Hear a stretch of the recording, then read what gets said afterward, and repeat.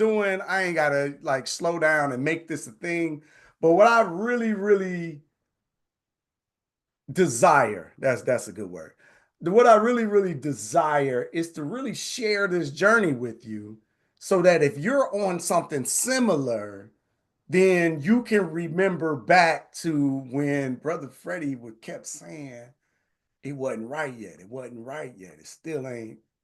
Despite people like it and enjoy it, that's great, right? But you got something on your heart. I think that's the best way to put it. You got something on your heart and it's not being articulated in the correct way yet. And all of that has to do with me, right? So I ain't passing the buck on nobody else. It's all me, y'all. So I said all of that to say, hey, next week I'll be better, right? How y'all doing? Happy Mama's Day, right? I appreciate y'all joining me and dealing with my shenanigans and all of that. But I'm all connected to YouTube now. I'm streaming where we need to do. There's some couple of quick things because I just took up time trying to get my stream together. Let me share a couple of things before we jump into the celebration of mamas. And I see my people in the building, Jamaica, New York. Oh, y'all in here deep. Oh, okay. Karen and Lorraine, Denise. All right. Hey, Janelle, Chicago. I'm in the south suburbs of Chicago. Virginia Beach is here. Hey, Josette. Um, any first timers here? First time to Sunday dinner? Give me a one in the comments if this is your first time. Don't worry about it. This was a different intro, but it's always a different intro, right? So if you've been here before, y'all already know. Oh, okay. All right. We do got some new people here. I appreciate y'all joining us. I get to like the intro and stuff like that in a minute. I want to dive into something that's really, really, again, important. Like I share, right? We share. I want to share. I want to overshare. If you don't like it, I understand. Maybe it turns your stomach, but I want to share these experiences because the circles I've had an opportunity to get into let me understand that everybody don't get to see this. And it's like whatever your environment is, you normalize it to the point where you think is everybody gets it. They don't, right? And I should back up, right? Yeah, thank you, Shay. Yeah, thank you, man. I appreciate that y'all appreciate it. But if you've been like hanging with our community, if you've been cooking with us, as I like to say, then you've seen the emails where we were talking about throwing a rent party, right? Give me a me in the comments if you saw the rent party, if you know what a rent party is, right? In the community, right? So we was throwing emails out about our rent party, right? You saw that. Yeah, yeah. So we was talking about the rent party. But instead of paying off the rent or rent for the month or burning the mortgage or any of that, we were trying to get out of a predatory loan, right? I say predatory, it wasn't so predatory. I voluntarily got involved in them, right? So we were asking for assistance, buy our products, make a donation, share us with somebody so that we can finish paying off the end of this loan. And I wanted to share that the other day we got the email that officially said the loan is done, right? The loan is done. It is done. It is, thank you for your support. Thank you for everything that you did. But the debt is paid off. And let me tell you, it feels fantastic. And this is coming off of the heels of our entrepreneurial discussion. I couldn't get in. I'm so excited about this, y'all. My birthday was Thursday. I ran 10 miles yesterday. I'm dead. My legs are noodles. I'm celebrating a lot. And then we paid off this loan. And this was the second of a similar type loan, but the other one was from PayPal. But this was it. It was to the tune of about $250,000, of which, again, I told y'all up front and clear, I had to personally guarantee. So I was sick. I want you to understand. I've been sick. So I feel fantastic right now, but I appreciate y'all for supporting our efforts. Seeing the emails, it wasn't a joke. It wasn't a game, right? I hope to never, ever, ever, ever, ever be in that situation again. But we were keeping the dream alive, right? We're in a much better space. We got a much better situation set up. And I feel like again the best is yet to come because now we can start to make different decisions moving forward. So, all right. Again, oh man, I guess I just had to get that off my heart. I had to get that off my spirit. Um, Yeah, it's been a lot. We've been working. We've been grinding, right? But we've been grinding at grandma's house, right? And grandma has been very supportive of all of the things that we're doing. I enjoy my set of cards. Thank you for yeah, thank y'all. I really genuinely do appreciate you. And like we gotta have a follow-up conversation to last week. Is anybody here last week? Give me an L in the leave me a last in the comments if you was here last week. Or Biz in the comments. There we go. B-I-Z, right? Biz in the comments. That's what we were talking about. But those I got so much more that I could share, right? You can see I came in hot on the front end of Mama's Day presentation. I needed to say that, but it was, I mean, there's so much more that I'm starting to understand that needs to be shared, right? So I had like intros for my new people, and I was gonna give y'all, maybe I'll give y'all a little bit, but at the core of this is, let me play this video. This will be easier. It gives at least succinctly, because I'm fired up right now, y'all. So at least succinctly gives a general overview of what Sunday dinner is, and then I can pick up from there. And this is pretty quick, so this kind of makes more sense. 1 second. Down in the comments, let's just have a little bit of fun. Drop your favorite dish that you remember going to grandma's house. Somebody do me a favor and drop sweet potato pie down there in the comments. Thank you. I appreciate you. But these conversations are important, and the history is critical. The experiences are important because you start to understand the weight of expectation. I'll say that the weight of expectation on us as a people in the community. We're having important conversations just like that and many more at Sunday dinner. You got your invitation. Conversations for the soul. This is what we're doing every Sunday here at Urban Intellectuals. My name is Freddie Taylor. I'm the CEO and founder of Urban Intellectuals, and I'm your host, inviting you to Grandma's table at Sunday's dinner. You remember going to Grandma's house, don't you? The nostalgia of going to grandma's house, right? If y'all went to grandma's house, and you know you better act right when you get up in grandma's house, right? So we are here at grandma's house reconvening the family, right? I think this is part of where we've gone astray, right? As a community, we've lost connection with our family structure. So rather than whine about it and cry about it, let's come together and talk about it. And start to reconnect our community members who are ready, willing, and able, right, to have these discussions, to engage in learning and developing together and moving the needle, right, on ourselves, our families, our communities, and eventually the diaspora. Listen, we feel like the company that has brought you Black history and culture with our Black History flashcards, our educational tools, our courses, and even our travel experiences is perfectly positioned to have this conversation. That's why we're doing it at Sunday dinner. This is your official invite. Go ahead and click the link and register. Look, Grandma already been looking for you and asking about you. I ain't want to say nothing, but you're already here. Click the link, register. See you at Sunday dinner. I got y'all registered already. So some variant of an ad or something like that is going to start to grow this space in numbers. But that's really the nostalgia that we're pulling on, right? Going to grandma's house, remembering, reconnecting with the family. But what I really want to intensify in these spaces that we're curating on Sundays, is one that I'm spending my time to do, is to build that space where we can have an opportunity to talk about the things that are important to ourselves, our families, and our futures in a fun but serious manner. I like to say this is the adult table. We got to start having these conversations. And what I'm starting to gather is we're not taking advantage of the elders we have in the community that have experienced things, that got insights that they can share with the rest of us.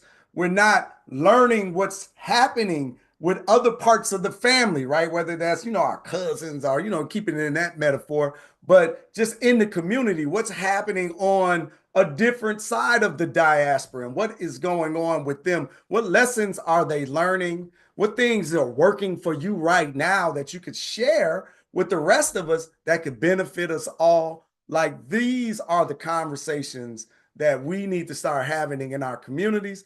And then we're doing it in a fun manner around Sunday dinner, right? Where you will hear me ask about, what was your, when you go to Sunday dinner at grandma's house, what was your favorite dish, right? Go ahead and drop it down in the comments. Y'all been dropping them down in the comments. You caught it from the video, so I appreciate that. I ended with grandma been looking for you, but grandma been looking for you. But grandma is really the community. We've been looking for you to show up and share your insights, share your thoughts, share your opinions. So I often say that if you start to dig into Sunday dinner, it's really akin to AM talk radio, where you could call in and have a voice in the discussion. And that's what we're doing here with Sunday dinner. So as much as I've been talking, it really is a space less about me talking and you being heard. Oh, I love it. Bun cake. Right, right. Okay. Cornbread, green beans. Yeah. So we're going to have a little bit of fun, but we're going to reconnect and have some connections. So, all right. I got that out of order because I showed up and I went with my feelings, y'all. And sometimes ain't no sometimes. It's gonna be what it is, right? Because I just try to be transparent in my energy and my show up and my commentary. If you have any questions, you can always ask me. I don't have any problem sharing. Um, but I want us to win. I want us to win, right? I want all of us to win. I want you to understand your history and your culture because I know what that does for you inside of your skin, inside of your mental. And I know what that does for children that grow up with that understanding. I know what it looks like for children who grow up outside of that understanding. I just finished up, I mentioned it, I think last Sunday, one of these. I talk a lot during the company, but I just finished up Walter Rooney's Walter Rodney's Europe's underdevelopment of Africa. Did I get that right? Underdevelopment of Africa and Europe. Come on, hold on. I know I did this last week because I messed it up the same way. How Europe underdeveloped Africa.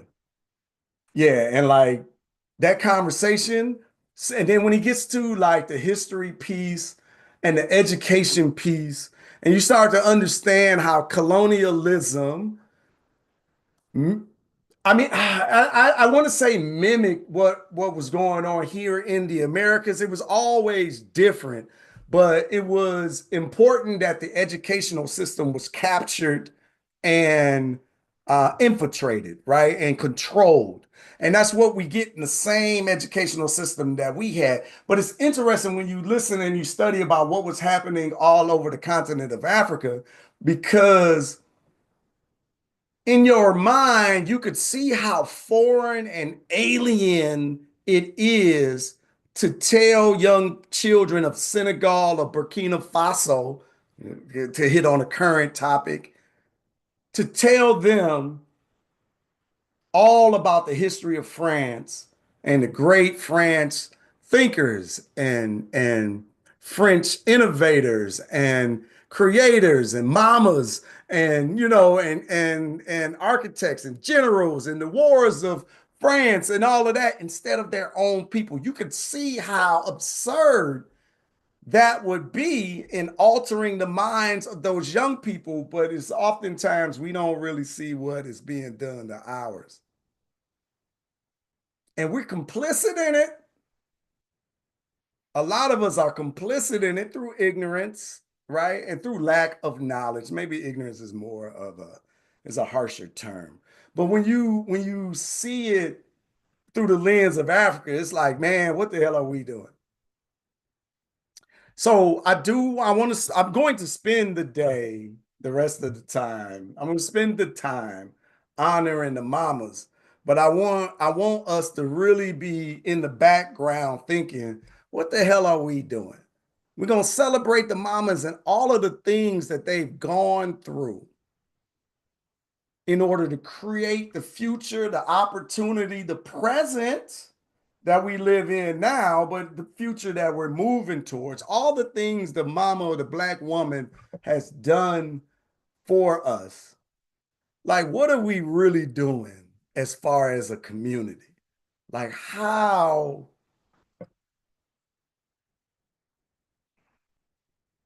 it's like every time I say something, it's like it's layered in something else, right? But what are we doing with our culture? Like, our culture is toxic. It's, I don't, and listen, I know that ain't all of our culture, right?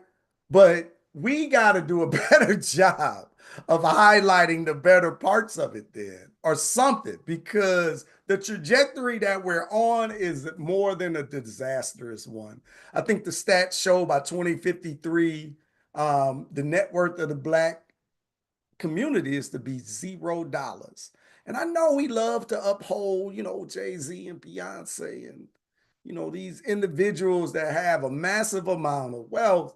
But the truth of the matter is most of us is struggling. So this is what I get at where I'd be like, well, what the hell are we doing? Because to keep it in the context of today, Black women have bent over backwards to carry us this.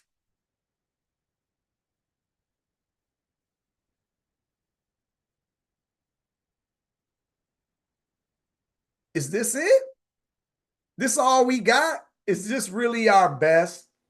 Are we really dialed in as a people in a community? This is it? And oh man. I want to, like I say, every time I say something, it take me somewhere else. But is this it? I think I'm disappointed, right? I don't think that this is it. I think we got more. I guess I'm not disappointed. I think I'm invigorated to drive us further, farther, faster. Right? I appreciate what Black women have done. I am an advocate of Black women. I don't know how everybody else feels, but if y'all don't, if Black women don't feel like they got any fans, you got at least one, right? I am a fan of Black women. I understand the history, and where they have been in all of the movements, whether that was in being in leadership, in support, in the background, not able to be verbalized or any of that, right? I'm a fan. So I expect more of us as a community. And for the organization, I want to try to make sure that we are positioning ourselves as a launching pad, as something that can do something about it. So these are the reasons behind um, some of the reasons behind why I want to have these conversations and I want to create this space and I want to generally be in control of this space. Right now, I gotta involve my team because I told y'all my details are a little raggedy. Right? I need an expert. I need somebody that's really good in execution. And to the team's credit, y'all, they own the team. I just haven't asked them to do it. Right? So I want to be clear. I'm not trying to say it's their fault. It's my fault. It's me because I'm still keeping control of too much of it. But we got to take this thing to the next level because we got something special um, building. And I want to continue that. And I want to continue building on that. Um,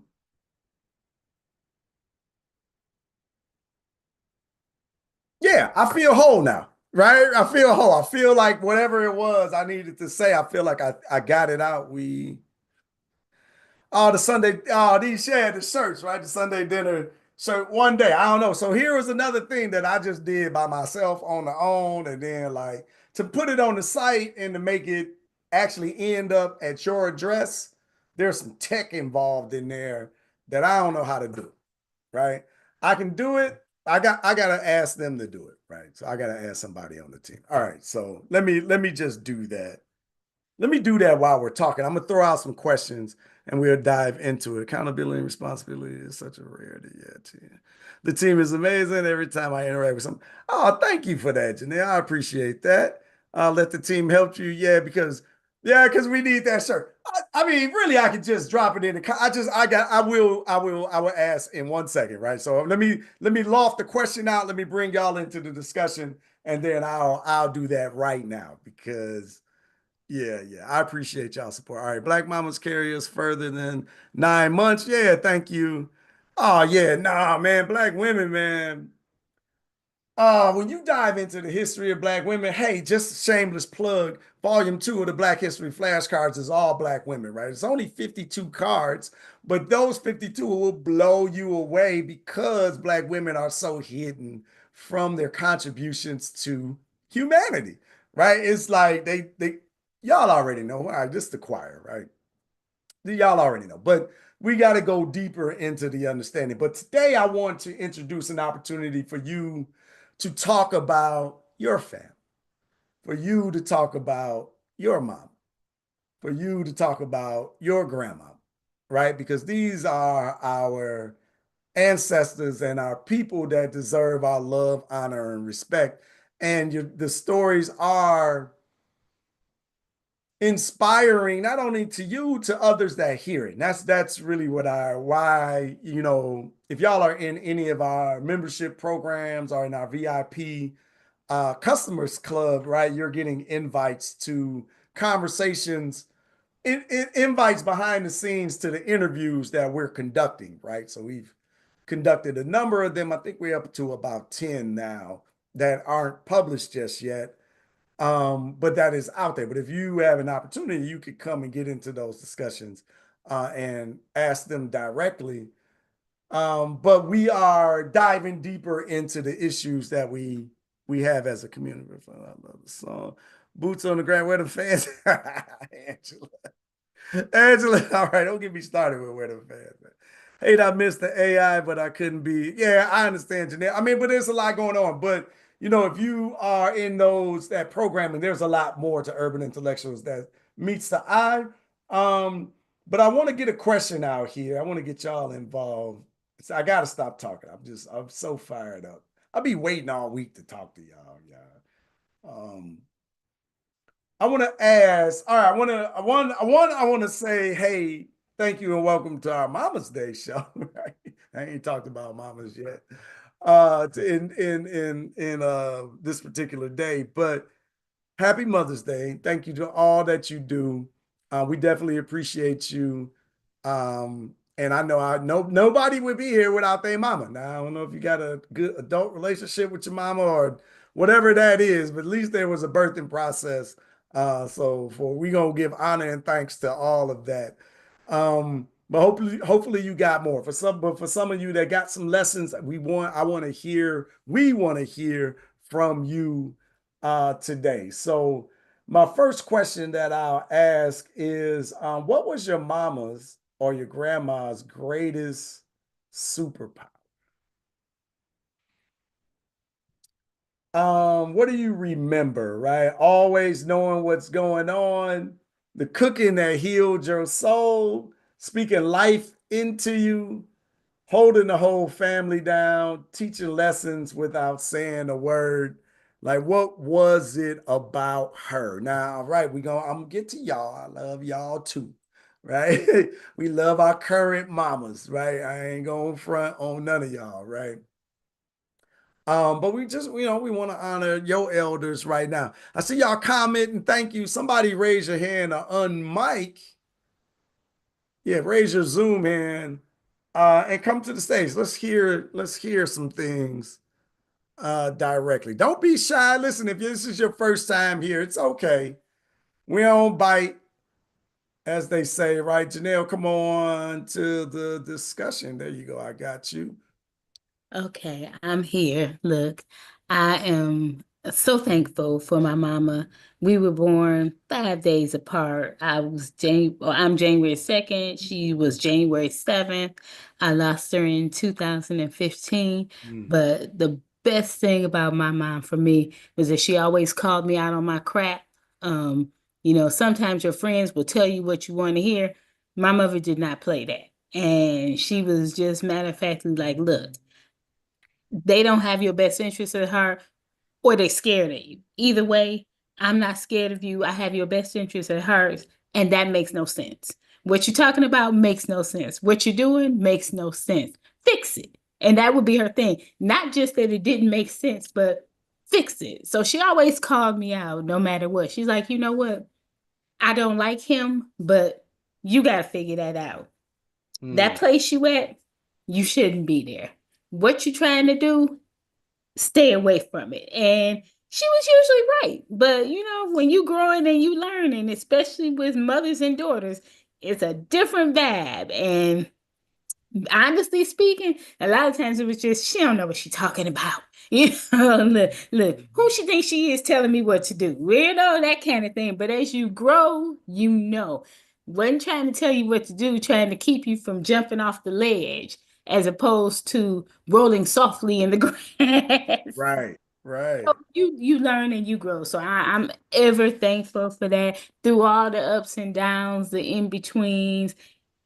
Having your mother in your life and still alive right now is a blessing that nobody should take for granted. Even if they don't have the best relationship, you gotta be involved with the person who brought you here, who gave you life, who Yeah. gave you life. We wouldn't be here without our mom. So, and even though I don't have any biological children, I have three goddaughters who treat me like a mom, who I've been with them, wiped the tears away, been through the breakups and all the bad relationships. And for me, it's a privilege.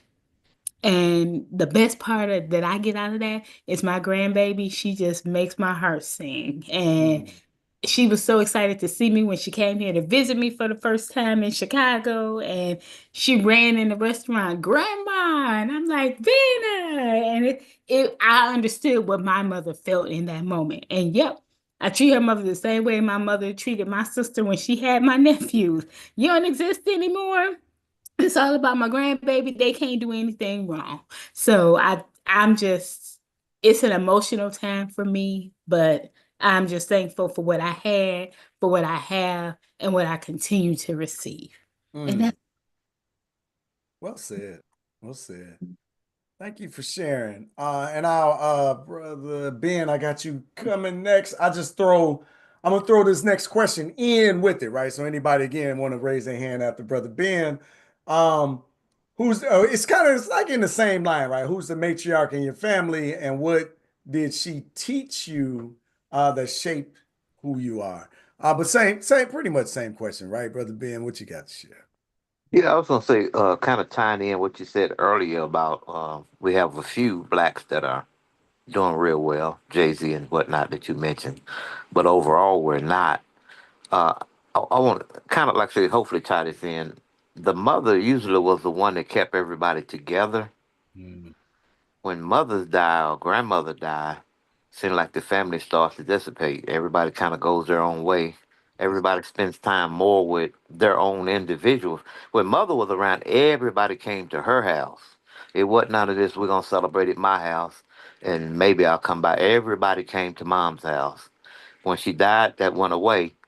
I, I think as far as the wealth part of it for us too, that same principle though, we don't know how to really collaborate with each other. Seems like we want to do it on our own. We want to do it on our own, and we want to make for sure that my name is cemented in history or whatever. I don't know what we're trying to do, but seems like if we could learn how to share the credit or share share something. That's how churches. I mean, we build churches all over America. Some of the biggest churches now we're building, and that's how we're doing it through collaboration. Everybody's working the same goal. If we can take that same collective economics, take that same principle and use it into business. I was telling, and I'm gonna shut up in a minute. I was telling my city councilman at the time, some land became vacant in our neighborhood. I said, man, it would be great if the citizens of this district could get together, even if we just throw $200 or $300 a piece and buy this land and then put something like because we at one time we had a Furs cafeteria that went out of business, but it did well. It went out of business for because the landlord wanted to increase the rent more than the person that was operating the business could go. But I said, man, wouldn't it be great if everybody in the community that cared about the community, we keep saying there's not enough nice restaurants, there's not enough this and that in our communities. Well, if we could all pool our money together and build something together, everybody profits off of it. Everybody, would partake in it. And that's what we do in church. I mean, we do it over and over and over again on the church. Everybody throws into the building fund until we get enough to build that church. We can do that with businesses throughout our neighborhoods. Hey, we need a tire shop. Put something in the paper and say, hey, how many people would be willing to invest for us to open a tire shop? We own it. We profit. We may have to have somebody operate it, maybe, but we own it, operate it, and profit from it. But it seems like we just can't do that. And I think it all kind of ties back into that mother figure. She taught Mm. us to be together. We done lost that togetherness. We don't. I talked to an Hispanic gentleman once. I was driving down the road and I saw them building a shopping strip, and he was standing like he was kind of doing something, surveying or something. And I asked him. I said, "Man, is that your building?" He said, "Well, I'm a part of it." He said, "What it was?" He saw a whole bunch of. Well, he didn't say a whole bunch. I think he said like five or six of them got together and put their money together, what they could raise, and then they went to the bank to get the rest, and they built it together. And that's what I'm saying. I think that's what we're missing. Everybody wants to go down in history as the next Martin Luther King or Malcolm X. You might just have to share some of that Mm. with Mm. somebody else. Maybe they won't know your name. One of your partners may become more famous than you, but you'll be helping your community and helping your people by doing something positive. Thank you. Well said, Brother Ben. Thank you for that. Was this your first time here? Is this your first time here? Let me ask. Oh no, no. Dr. Jamal Rashid in Wax. Well, he got him. He has a museum in Waxahachie, Texas. He had invited me about maybe a year ago, and I've been listening ever since. Okay, okay. Yeah, All right. yeah. I All right, appreciate you. Good all share, right, brother. all right. Definitely good shit. Definitely good shit. Sister Cassandra, you got brother. I want to say so much. I'm gonna be quiet though. I've been talking. I got my time out. So, Sister Cassandra, how you doing? Is this your first time? Let us know if it's your This first time or not, or is and then my say. first time. Hello, everybody. This is my first time, and I apologize. I was late for dinner. Grandma she was looking for you, but I ain't, But I this wasn't is gonna put you out there like that. better late than never, right? Better late than that. So, I don't know, the questions that you ask make me feel very full because I grew up at a time where there was a village of mothers, and that's what I miss. And I just had a conversation last night with a friend about community and Black community. And so my mother, who is no longer here, she died very young, 49. And Uh, so I never knew her to be I, well. I turned 49 Thursday. Did you really? I did. I Yeah, did. at 49, she was Wow. given 3 to 5 months to live. And so I had to find a way to make that comfortable for her, just to not prolong the time here that I may have. So that was difficult. So, like, I never knew her to be well, but I always knew her to be strong. And so that's what she taught me, strength and resilience. And, but also, you know, just valuing who you were as a woman and as a Black person. So that's what I got growing up. And that's what I was having a conversation about with a friend last night is it seems like to me, and when I came in on the call, I heard you say community and I heard you mention Beyonce and Jay-Z. And I actually gave that example last night as sometimes I think that in our culture, people are looking at those individuals as images, whereas when I grew up, or our parents and grandparents, they didn't have that image. Like that wasn't the image that they were seeking. It was unity, it was collectiveness. If Mm. someone needed a job and they needed to come from the South, North, then hey, you can stay here until you get yourself on your feet or something like that. But now it's individualism. You see a lot more of that versus what we can do together or what we can do as a whole, even if we're not in the same household. There was a sense of, I don't know, um, just you wanted to help, right? You wanted to help someone that looked like you. And then there was correction within the community from the mothers. We're talking about Mother's Day today. So a lot of the correction came from the mothers, which you see a lot of now. Like that's dangerous. You can't correct somebody's child now, right? That's a fight. But so we need to somehow get back to instilling those values that once had. And I don't know the trauma, or I don't know if the values and the corrections are absent, then people have a different image that they're chasing. So then they're paying attention to Beyonce and Jay-Z versus, right? Historically, all the other people on your wall or in our books who don't look like or who don't operate like those images that are for entertainment. Mm. I want to say so much. It'd be hard sometimes So to be quiet. it's a lot that I want to say, but Yeah, I want to we got definitely. time. We only got one other hand. Brother David is comfortable. He's been around 100 times here at Sunday dinner. That's my man. He's actually a friend of mine, so he don't mind me I'm extending. so passionate about this topic, and I think it's one of the reasons I would kind of see some of your posts, and I said, well, I don't know what the Sunday dinner is, but let me try to jump on, and even though I'm late, um, and I'm glad I did because this kind of conversation, I'm just so every chance I get in whatever work that I do, for me, it's like a ministry. For me, it's like an assignment. So I take the time to pour into people to help uplift and inspire Mm. them.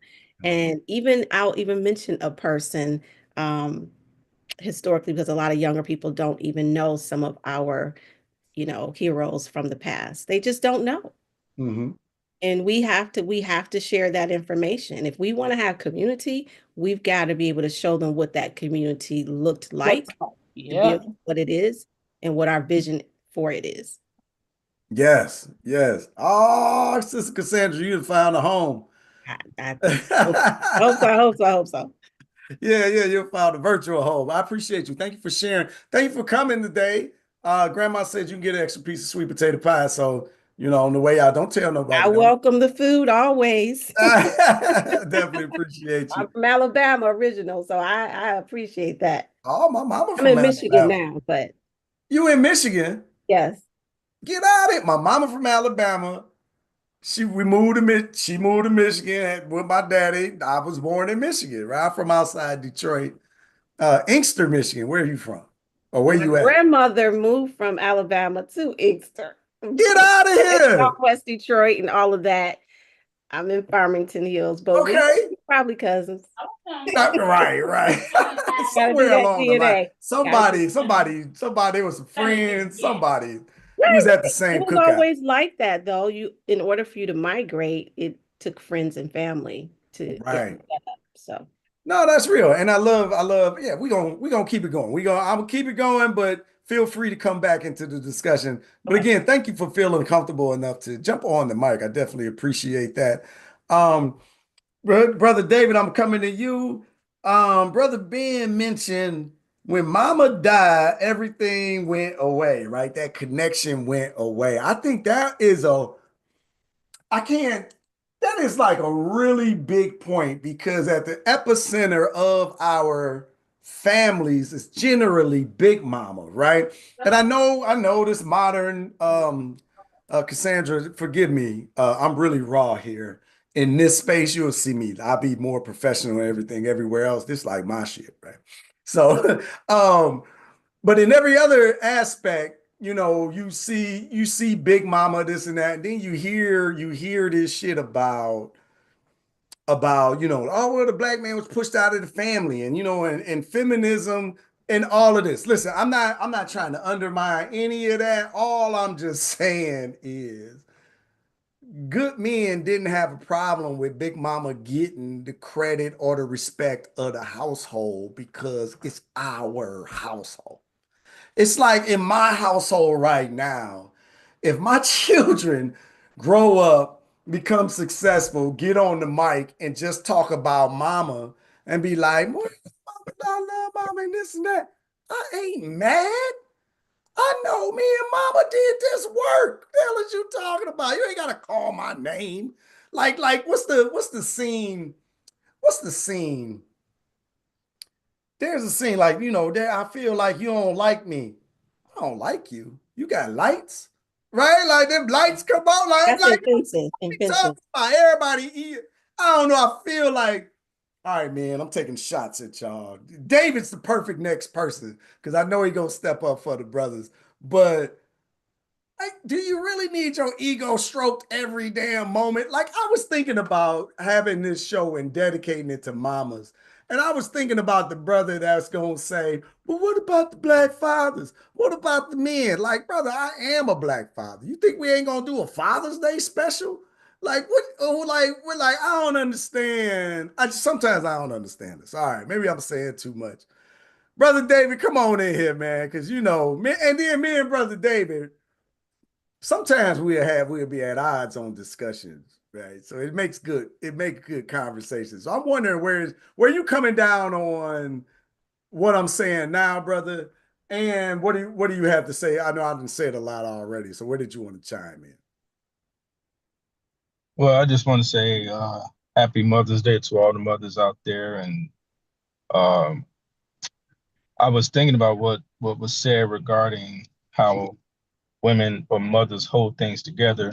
It made me think about how my family literally has not had a family reunion since the matriarch passed. And it's almost 20 years now.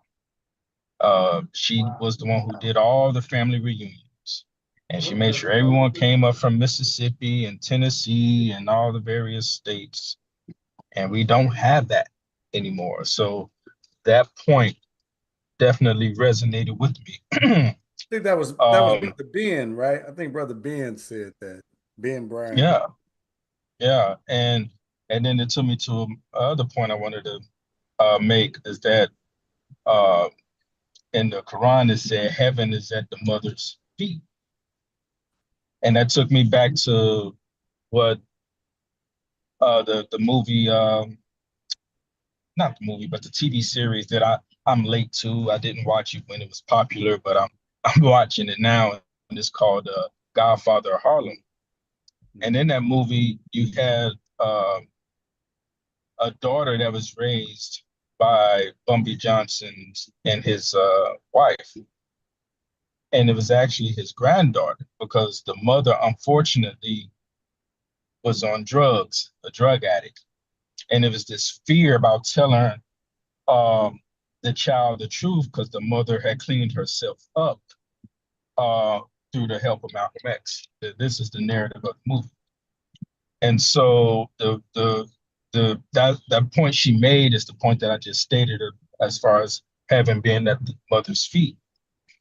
Um, in that movie, though, goes back to the point of it takes a village because when one mother wasn't able to uh, be a mother, another woman stepped in to be a mother. And all their nervousness about telling the child the truth, and she was maybe 12 years old around that age, all the nervousness about the the the the surrogate mother losing a daughter or the disappointment of the daughter that the daughter may feel being having this secret uh, kept from her, all of that went away because the daughter said, wait, so I have two mamas. And she Mm. felt so grateful that they was honest with her. They just told her, she said, why wouldn't you able to raise me? She said, well, sweetie, I was a drug addict and I couldn't take care of you, you know. But the another woman stepped in and did a fine job. And then it shows the scene where, as she's telling this story, that both women put their heads, because she was sitting in the middle of the two, they leaned their heads up against the child's head, and it was such an endearing moment. That's in season 2, if anyone is wondering. But that just goes back to the fact that it takes a village. Um, and the final thing I wanted to touch on was this notion of who we see as heroes. The Beyoncé's of the world, or the Jay-Z's. Um, they're often cited, but what happens is the closer we got, like at the integration, one of the things that was very popular back in the day was this idea of being the first Black or the only Black, or but since the idea of integration had taken hold, we had really begun to uh, be affected by the byproduct of individualism. And so yeah, it did go from it takes a village to this whole more individualistic sort of approach to our community. So, but to your point, yeah, I'm hey, oh, the final thing when when asked, the Prophet Muhammad was asked, who's the next to be honored after God and the messenger of God? He said, the mother. And he said, well, who comes after the mother? He said, the mother. And then he said, okay, well, who comes after that? And he said, the mother. And then it was the father. So thereby stating that the mother is 3 times more valuable than the man or the father. So that's where I stand on it. I tend to agree with that. You know, I always want to, I particularly with you, brother, I always want to agitate the situation. Y'all, this is my buddy, right? But so I want to agitate the situation. But so when you say something like that, the woman, the Black woman, the mother, the woman is 3 times more valuable, then how do you respond to the pushback that you get from the Black male in the community? Any pushback against honoring the woman or the mother, uh, to me, in this environment, would reek of some insecurity issues. Mm. And there is an exploitation of potential conflict. You have this gender war going on, and so there's a lot around that. And I've been very vocal about that because no one's immune to the power of privilege. What tends to happen, especially how we see in African nations, one group could be given privilege over another, and no one's immune to the power that brings. And so then there's this pushback, and creates insecurity, especially if you feel powerless to do anything about it. That's what I see when I see unreasonable or irrational pushback, because there is some exploitation of it. Feminism does have some issues. The intent is always it seems well-meaning, and that always starts out to be the case, but there's always overreach. And so we have to account for that in human nature. But in all, there's insecurity there. Word, word. I definitely agree. All right, so y'all, what say you? Do you got any comments to this? Don't be shy, y'all. Listen, the conversation is better when you involve yourself, all right? We're not experts. We just opinionated people having a powerful discussion around grandma's table, right? I know. Y'all are like, man, this virtual pecan pie is fire, but you might want to get a little something more substantive. So I suggest next time you come, then we cook a little earlier. You can show. All right, anyway, all I'm saying is this is a virtual experience, but we're having a good conversation. But again, I think these are conversations that we got to start having more of inside of our community. But I want to again encourage you to join the discussion, right? So you heard Brother David's thoughts. I know he reflected back on Brother Ben's. Because when the mama gone, man, that's so real though. I can tell you, I was like, man, am I gonna tell like my mama stories? Where I'm going with this, but I can tell you, I used to own a real estate appraisal company, and going out on appraisals and then like you talking to the person or whatever, you start to learn the story of why they need an appraisal, right? Like there's a lot of different reasons to get an appraisal, right? It ain't just selling, it's not just selling or refining a house, right? So sometimes you're doing a tax appraisal, right? Or whatever the case might be, right? But I can't tell you how many times I'm in Chicago, right? Um, I can't tell you how many times I've been on an appraisal to find out that Big Mama died. the building got passed on to it's usually the grandchildren. They ain't pay the taxes. Somebody bought the building, you appraise it. I mean, it's gone. Like, you know what I mean? But it's just like, so when Brother Ben talked about, when Mama died, everybody went away, man, a lot go away. And a lot of the wealth has went away in our community because Big Mama died. And then that next generation, 2, 3, whatever the number y'all put on, whatever reason you need behind it, they don't upkeep it. And what are you gonna do, right? But like, how much money? Not to mention, how much money and opportunity and equity that we've been weaseled out of, through redlining, through all of these nefarious activities that they do, with these suit and ties on. Like we captivated by the look. Y'all know how the community is. If you dress well, you can swindle any of us. Because people don't dress well. They apparently don't swindle people. They only been doing that for ever. But of course I'm being facetious, but we lose so much. I'm telling you, the story is Big Mama died. She had the 4 units. She had the 6 units. She had the house. She had the 2 unit, right? Y'all, if y'all in Chicago, y'all understand my language there. Duplex, whatever y'all call it. She had the big house, whatever. That's why we all went there. The home was big enough. But when she passed it on, man, we not passing along the understanding of what you need to do with these assets. Now, I'm thoroughly aware of what White Boy done did to us, right? I'm thoroughly aware, and I believe we can walk and chew gum. I believe we can look at improving what we need to do and hold this person accountable. We are capable people, so miss me with that shit, right? So I understand we point that finger. And I'm in the reparations. Like, we ain't talking reparations. You're probably not gonna get my support. Like, I ain't in the, we got to vote. I vote, we do all that, but you ain't about to get me, my organization, to get off of what we working on to go support you and your vote on one of these crooked ass politicians. This just ain't gonna happen, right? Unless y'all start talking reparations, you can start to gather my attention. Then I'll decide.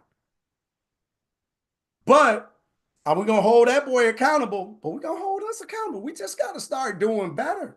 We are now accumulating assets. Hey, man, we should have had more. We could have had this. Great. Yeah. Let's go after all of that. But the fact that we're doing it now, let's do it intelligently. Let's do it intelligently. Nope, you ain't Jay-Z. You ain't Beyonce. Maybe you will be. Maybe your great-granddaughter is, or whatever the case may be. But one person ain't saving everybody anyway. So peace and love to them, and that's great. And support them, and, go where them fans at, right? Go do all that, right? Or whatever. But we got to start getting our shit together internally. And this is literally my conversation. We got to start getting our shit together.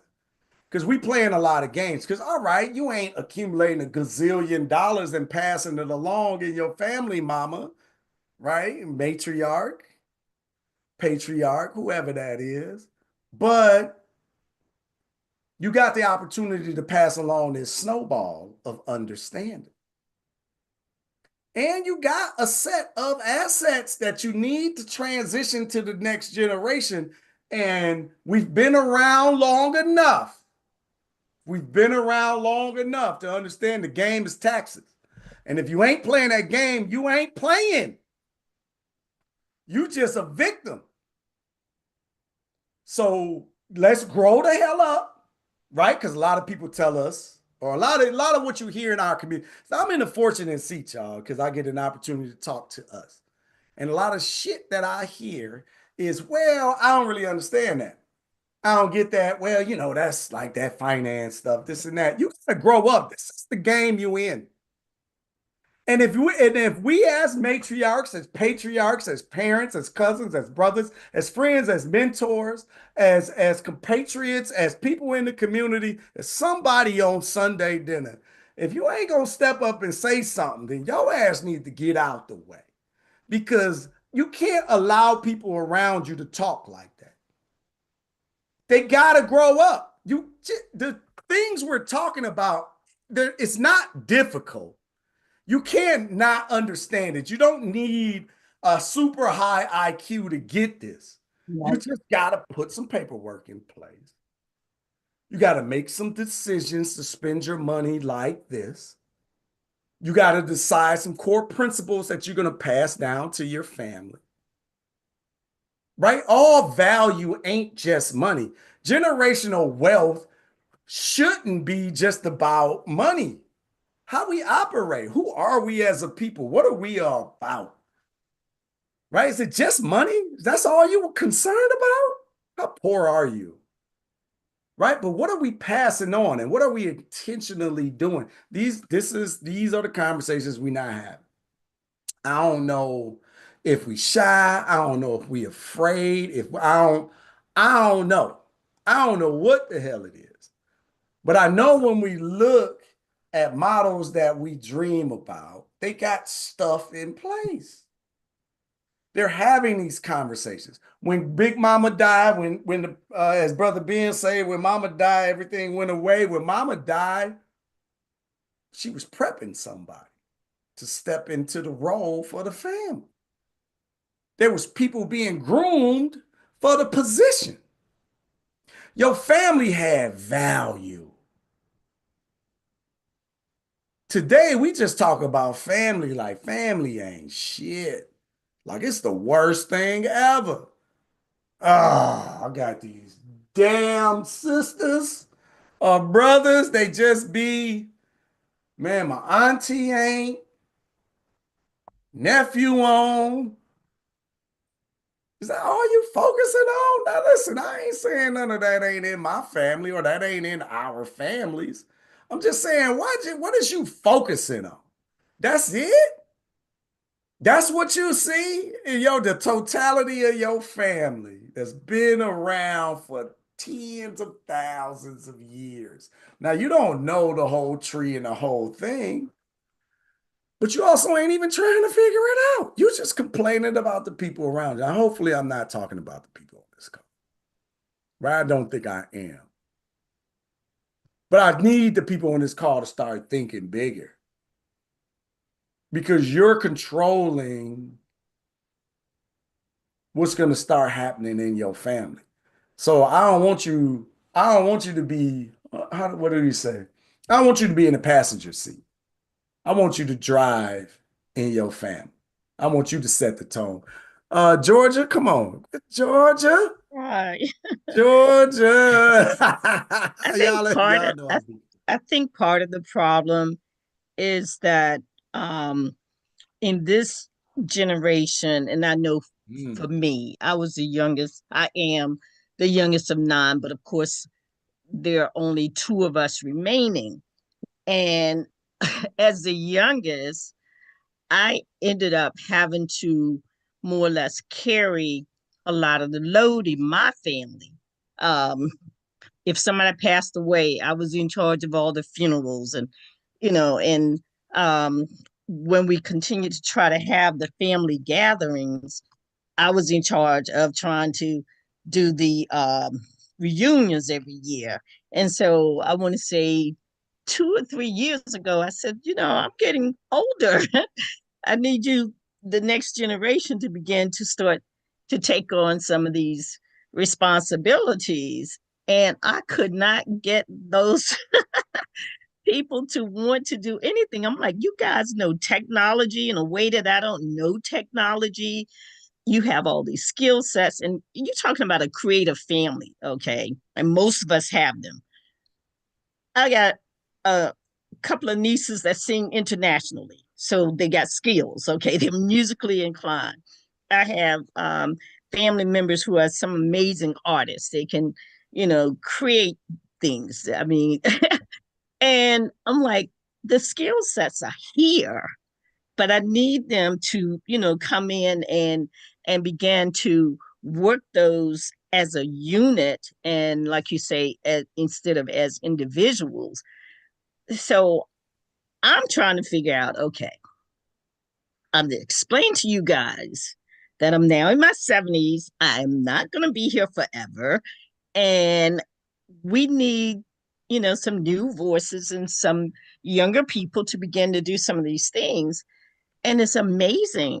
It's very different. I didn't push back on, beginning to do some of these things. I just automatically did it. And I was like, even my older brothers and sisters, some of them, they were still, of course, alive when some family members were passing away. Like my first sister that passed away, I still had all my brothers and sisters, and not one of them really assisted with, trying to make sure the funeral went okay and everything.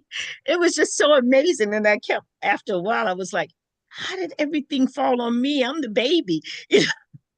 So it's a different dynamic than it was with our parents. And unfortunately, I wasn't fortunate enough to have any grandparents, because as the youngest of nine, my older brothers and sisters were already adults when I came along, and so they had the luxury of enjoying grandparents. I did not. So my mom was like the everything, and she was the household, the place that everybody came, and but there was a very different dynamics. Everybody seemed to be more giving and more, interested in contributing than later, when I almost became like the matriarch. It was like I had one brother or sister or a niece or a nephew or somebody always in my house, and I'm like, you guys don't have no money. You guys are killing me, because I got married very young, but I also got divorced by the time I was 30. So I was raising my two children. And my nieces and nephews, of course, since I had older brothers and sisters, they were like a few years younger than me. So we were all adults together. So I grew up with nieces and nephews versus cousins. So I don't, I have tried my best to figure out, what do you do in a family dynamics that is, one such as mine, in that young, you grew up with nieces and nephews instead of around aunts and uncles and stuff, because we ended up being in Virginia because my father was a pastor. And so in denominations, they transfer you from um, one state to another. So my parents started out in South Carolina, then he was transferred to a conference in North Carolina, and then from that conference he was transferred to a conference in Virginia, because there was segregation. And so my church that I grew up in was an all Black Methodist church, because they had Black Methodists and white Methodists. And so the pastor had died in Virginia, and they transferred him up here because there was no Black Methodist ministers around. There were African AME ministers, but not just Methodist ministers. So that's how we ended up in Virginia and Virginia Beach and everything. So but it's different. Yeah, but hers still got the little square. It's so different. So I really don't.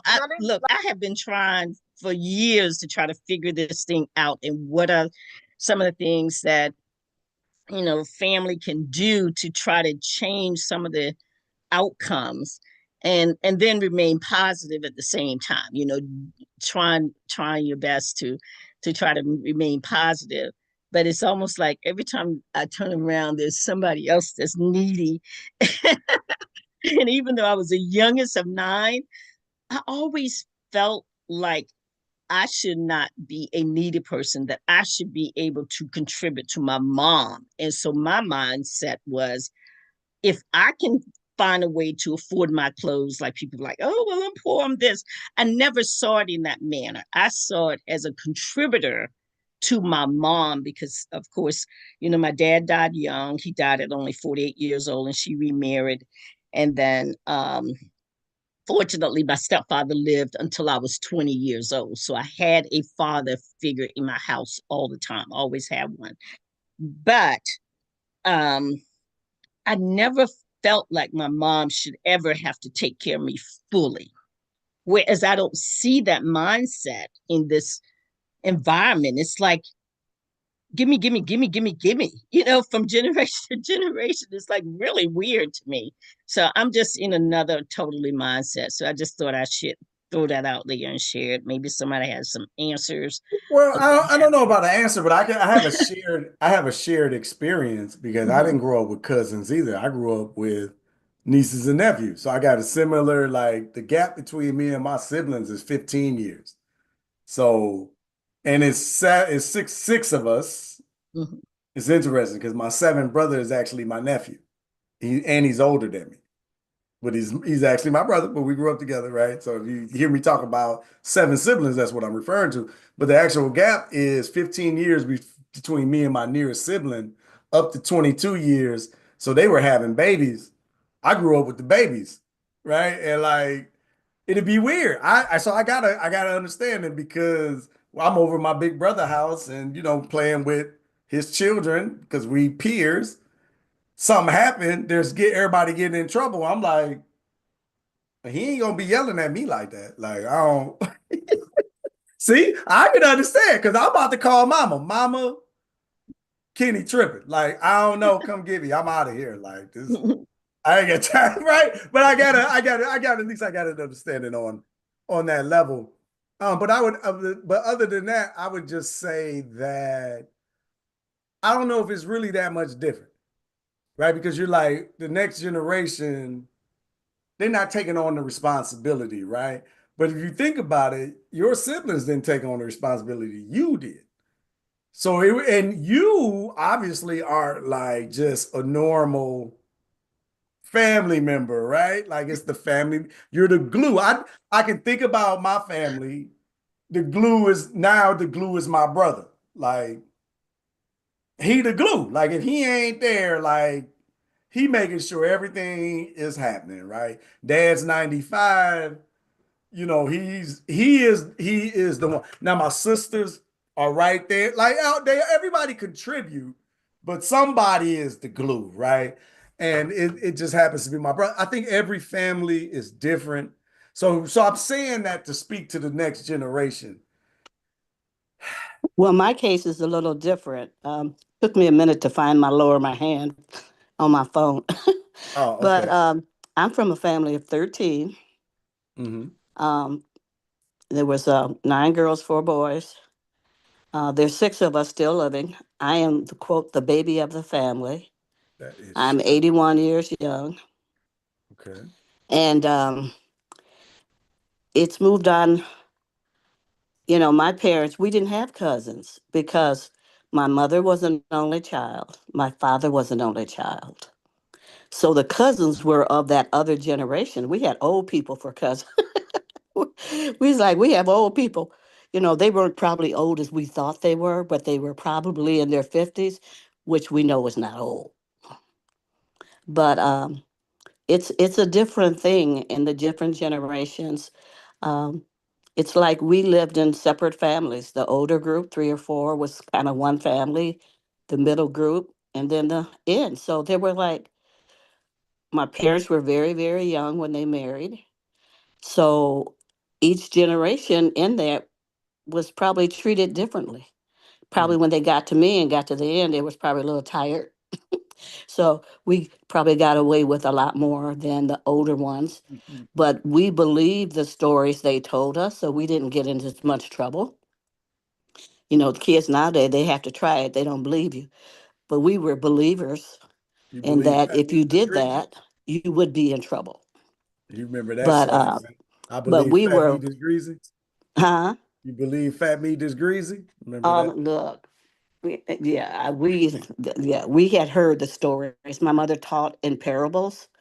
She rarely sat down and just gave you information. She would tell you stories, Mm, and as years went on and different situations arose, we knew exactly what to do because of the stories she told. So, and none of us had a large family.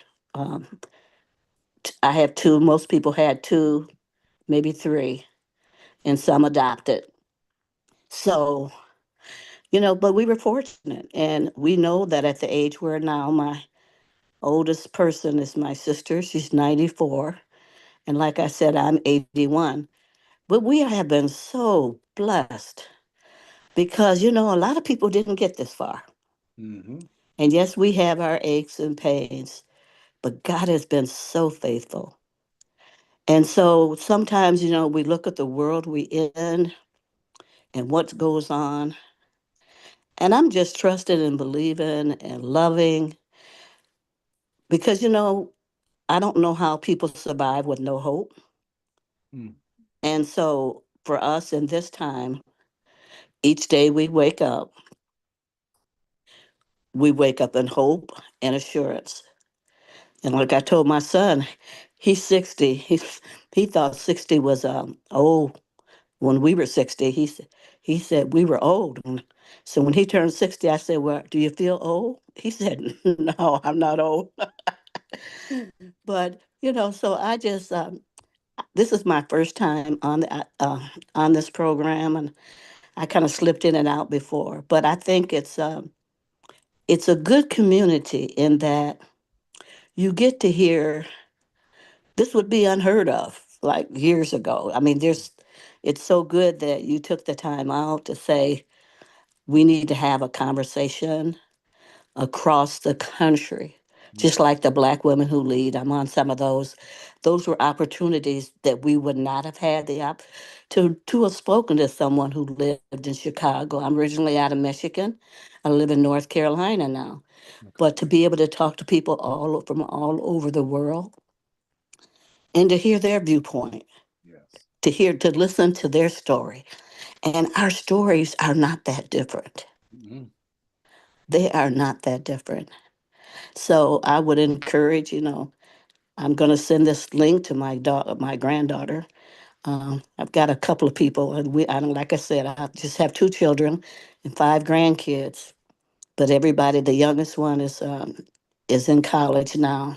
Of the grandkids, I've got great grandkids too. So I would encourage you to encourage other young people so they can have an opportunity to sit at your feet, not just the moms, but to hear from a different generation that their struggles don't go unnoticed and that we should encourage them in their journey because they can only follow. You can only learn from other people. You don't have to make all the mistakes. Listen to some people. Just you don't have to fall in the same hole. They covered the hole up so you didn't fall in it for a reason. So I'm going to encourage actually they're the 40 and 50 and 60-year-olds and the younger ones. They need to listen to what you're saying because it's so valuable. Awesome. So I really appreciate what you're doing. Awesome. Y'all have a good day. Thank you, Sharon. I appreciate you being here and engaging. Of course, you fired me up, and now you set me up actually because if you like this week, you should definitely show up next week because next week we have our young people coming. So we do something called the Sankofa Club here at Urban Intellectuals where we teach Black history to children. And every second Sunday, the pharaohs, the kings and queens, come from that organization to address the elders at Sunday dinner, and they hit us with these presentations. Man, they really blow you away. Today was their scheduled day, but they're going to do it next week. It's Mama's Day, right? So they doing their thing, but yeah, you're gonna love that, but we definitely need more intergenerational conversations because the youth need to hear the elders need to hear the youth too, right? And the youth need to be heard. They're being freezed out a lot, so that's gonna be on us to bring more in. And I got some ideas for that. But Brother David, let me be quiet. Come on into the discussion. Young man, where you at? You know, you've been around long enough. You gotta have your notebook. Y'all, for our new folks, you come to Sunday dinner, you're gonna need a notebook because you're gonna have, yeah, I see you cassette. You got an idea, and then it just 20 minutes went by. You gotta write it down. So, all right, Brother David, what you got for I got my notebook. That's what I got. us? I know you got uh, your. yes, sir. Well, what I was going to say is that we're taught in the Nation of Islam that a nation can rise no higher than its woman, Word. which is why, because today is the minister's birth anniversary. He's 92 today, and we're taught that you don't master life until you're 75. And the unfortunate thing that Sister Core he stated that some of us feel old at 60 and we're just babies still because our ancestors routinely lived to be over 100 routinely. And so the reason why our health and our mortality rate or the age at which we're leaving is an indicator of an environment of death is what is described. Like we say, Satan rules the world. That means that there's a lot of lifestyles. There's really a death style where we eat, the information we take in, the decision which affects the decisions we make, and all of this also affects education. When you look at America, the numbers for literacy and math and science, for us to be the exceptional nation, the Chinese recently, in response to the tariffs and all of that, the Chinese been putting out a lot of propaganda about just how lazy and overweight and uneducated we are as a nation. And so the minister describes the need for a new educational paradigm. In his speech, he calls the education challenge. And what he said is that if you look at the stats concerning America's educational system, that you essentially have what you can describe as America has flatlined, which means you're dead. Because if your children can't read, can't write, can't do math, can't engage in science, then what's going to happen when they become adults? And that's why you're seeing a focus economically on Asia and Africa, because the social engineers in this hemisphere, they know us. And so they don't have anything good for us here. And so if these numbers are for America as a whole, then as the saying went, if white folks got a cold and we got pneumonia. So if it's that bad for the nation as a whole, it's way worse for our people. And that's why I want to applaud you in your efforts with the Sankofa Club to focus on the children. So I say all that to say is that we're told that we need a new educational paradigm. We need one to counter the paradigm of death that we're under right now. Low education means there's going to be a drop in morale, a drop in values, which is why you see a lot of debauchery in our culture. That's an indicator of the death in education. And so the new education paradigm comes to explain what it was that Jesus was preaching, which was to have life and have it more abundantly. Well, it starts with education.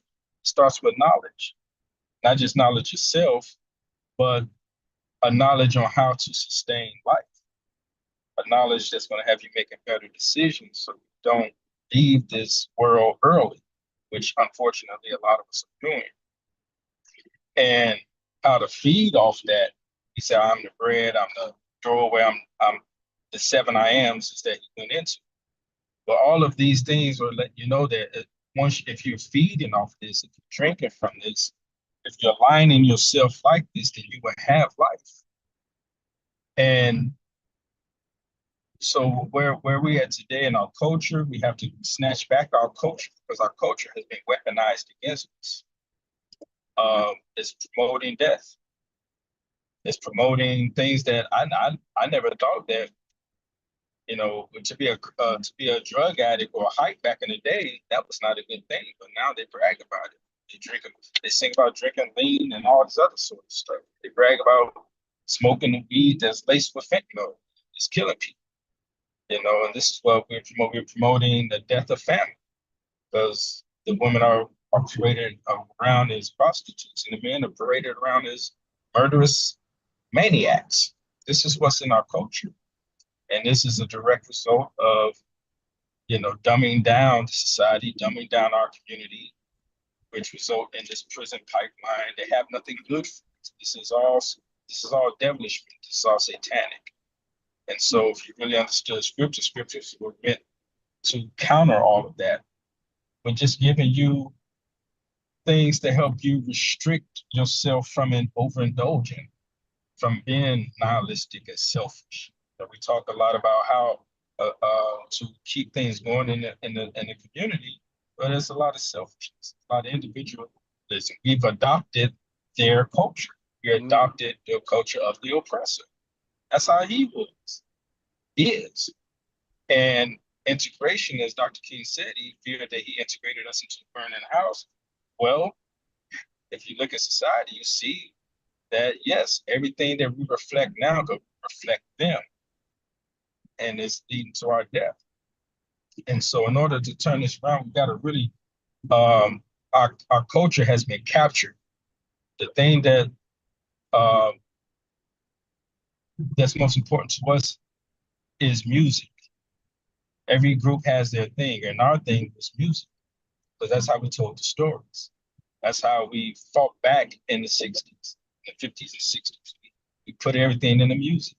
Our music was about love in the 70s. We don't hear nothing about love, it's about hitting it. You know, let me bust it open for you, get some money, and let me just hit it. And that's how it's been for a very long time. We got to take back that culture in order to recalibrate our community to get back to what has been brought up on this call, which is living community. It takes a village. It takes a village. No more accepting these narratives where sisters were tricked to repeating the "I don't need a man" or I can do bad by myself" and all of these narratives. Well, another narrative is that we follow, which helps to keep the families divided. Is it be your family, it be your own. You know, it's always your own. You know, and we've adopted these narratives and we internalize them, and then we make decisions in our life based. You know, it's a very clever thing. No one's immune to propaganda.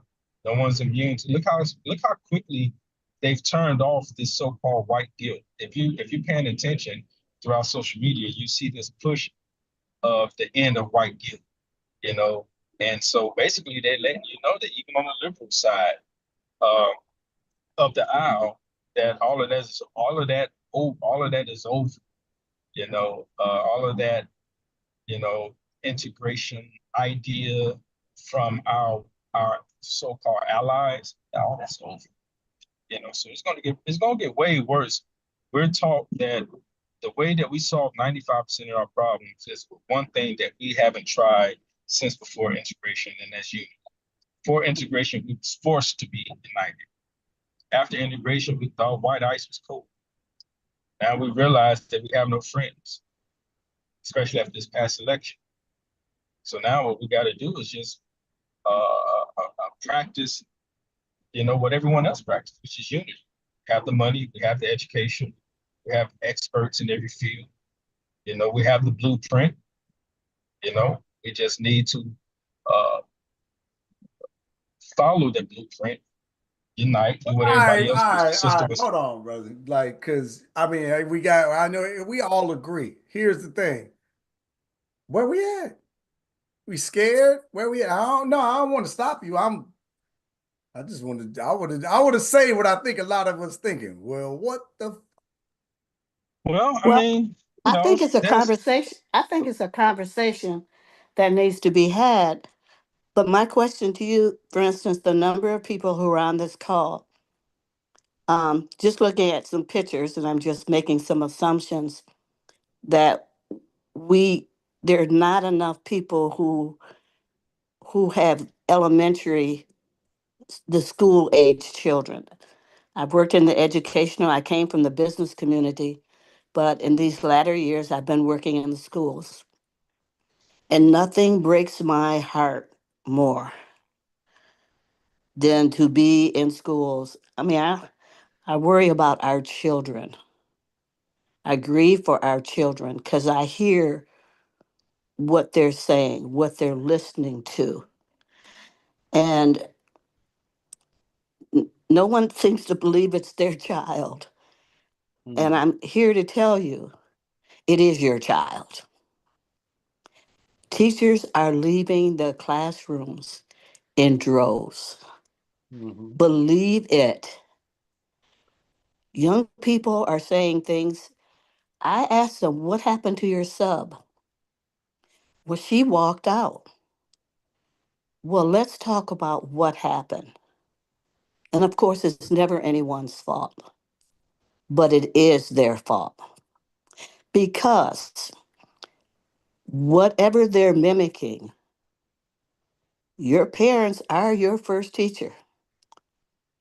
And the fact that you could stand there in the fourth grade, seventh grade, eighth grade and say things to adults that we would not, I mean, it's a different world. I get it. Teachers were right, even though they were wrong. We had to go home and tell the parents that they were wrong. And my mother and father said they'd take care of it, okay? And not to a point where they were trying to go beat anybody up either, but they wanted to know the information.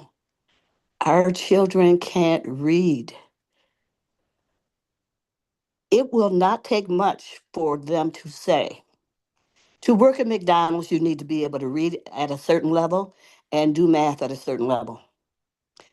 Do you understand what that means? That all of those entry level jobs we won't get. And all they have to do is put a requirement on the job. Actually, you know, I'm it's scary. So we need to not only be praying for our children, we need to go back. And even if it takes some of us, now I haven't worked in over a year in that because of some other health issues. But I say, if you're feeling pretty good, go down to your neighborhood school. Spend some time. Mhm. See where you can help. Because if we don't have the seed, you could plant some seed, but you've got to water it, you've got to culture it, you've got to dig around the roots, you got to give it some air. Otherwise, that tree is not going to be strong. Yeah. And it needs to be a forest. It cannot be one tree. That's strong. Yes, ma'am. Yes, ma'am. So I actually do have it's children that's young. someone, yeah, it's just like, yeah, I'm saying people my age, yeah, we need to be afraid. Look, you have to go into a nursing home. If they don't know how to give you your medicine, you dead. Okay, let's be real. Let's bring it right close to it. You have to know how many cc's go in that syringe. You need to be able to read what's on those charts. Okay, we need to get real selfish about our education. Mm. We need to get really intentional. And how people are saying, well, my child's graduating from high school and they can't read. I'd like to know how come they didn't read? How come you didn't check this before? How does that Why happen? weren't they reading at your table? The first thing my children learned to read was those things called comic strips and funny papers. They would read them at the kitchen table on Sunday and Saturday, okay? We knew whether they could read because they read to us continually. So Mm-hmm. how does your child get from grade to grade and you don't know they can read? That's an embarrassment. That's an indictment of you as a parent. Absolutely. So sometimes I get indignant. I get a lot of emotions. But we know as seasoned individuals, we may have to go back and do a little gardening ourselves and help that generation that's in their 20s and 30s. They don't know everything. They don't know their head from hole in the ground. But with love, I believe we can still go back and make a difference, even though we may be tired. But I would encourage you to do that because our children are in trouble. I know they say the whole United States, but right now, I'm like, I'm a Christian, but I tell you what, I listened to Elijah Muhammad and a whole bunch of them long for years and years and years. And a lot of that stuff has come to pass in the last 40, 50 years Mm-hmm. that I thought, well, my sister shared that we thought she was, anyway, we were not accepting what she was saying. But we have lived long enough to have seen a whole bunch of that come to pass. And now my sisters and I kind of joke about it. We said, well, Sister Raphia knew what she was talking about. We didn't take it when we were 30 and 40s, but we have seen a lot of that come apart. And because the society was so easy to turn us against our Muslim brothers and sisters, we did not hear. I'm not saying they're perfect. Nobody's perfect, nothing but God. But they had the message long time ago. And I hope we listen to them in terms of our health. It's never too late to turn some things around. But we need to unite because we know we're not going anywhere. Mm. So we need to stand and fight. And there's lots of ways to fight. And it doesn't have to be necessarily a physical fight, but I can't tell you that the day won't come that won't be part of it too, which is something strange for me to even say that someday it may require your life because that's the world we live in. Mm. Come on, Sister Sharon, dropping the truth, right? Love and sometimes your life. All right. Brother David, you want to jump in there? I know I know you was in there. The sister, well, ultimately, she bore witness to what I was talking about because at the end of the day, I myself avoided the nation for so many years. Yeah, I know you. And at some point in time, we have to agree on truth. And everything if someone tells you something, it says in scriptures, in order to know if someone is from God, does what they say come to pass? And as the sister was saying, all of the warnings about dieting and how to eat and what this government was really doing, and that white man is not going to change. They killed Dr. King after he met with Elijah Muhammad. After he met with Elijah Muhammad, he started talking differently. He knew he integrated us into a burning place, but he knew we would come out of it. Because what happens is, as things get worse, we're going to be forced to unite. And when we unite, we're going to solve all our problems because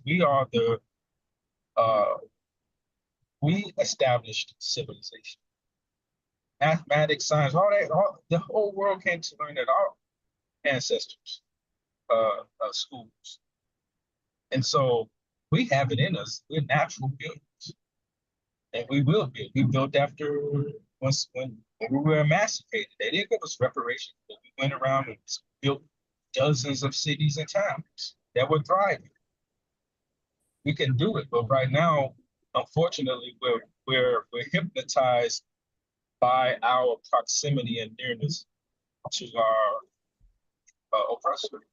Mm. And so we're always choosing between them or the uncertainty of how are we going to do this and survive if we're just going to do it ourselves, which is why education is so important, which is why, again, I salute you for promoting history the way you promoted history and just focus on the children, because that's it.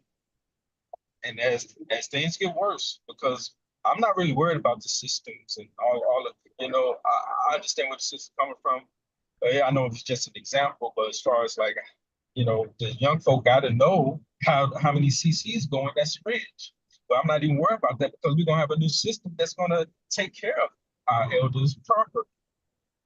So my whole thing is, this is falling. This is over. This is done. Get Fall of America, read it. You'll see everything he said, even naming the countries and when and how it's gonna look. I'll give you one prophecy before I land my plane, because I've been talking a while. But one prophecy that the messenger gave us was that we'll know when it's close, because planes will start falling out the sky. Are we paying attention to the news? He said we would know that one of the signs is that the planes will start falling out of the skies. There's something happening in the atmosphere that they're not telling you about. I'll follow it. I'm not going to get into it. But yeah, this is it. And so what we have to do is just have the confidence and understanding that we establish civilization, and when everything falls, we will be here to rebuild. So get your mind right as far as unity, because that's what's going to solve our problems. Appreciate you, brother. I think somebody else had their hand up. I don't know if you put it down. It felt like it got answered or whatever the case may be. We appreciate y'all joining the conversation.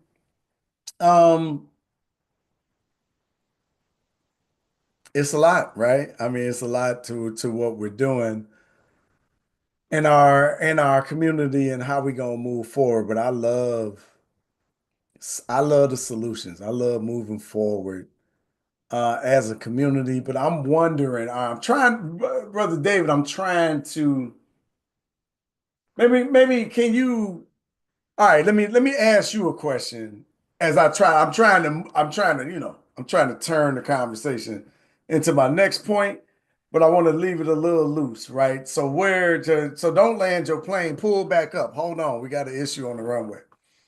It was a there's an issue on the runway. I need you to pull it back up. Well, Yes, sir. Yes, sir. That was pretty good. I like that. yeah. All right. This is the macro of like what's happening. What do we do individually in our families? What's some options, thoughts, wishes, dreams, goalposts we could be looking for? Self-improvement is the basis for community development. So it all starts with it.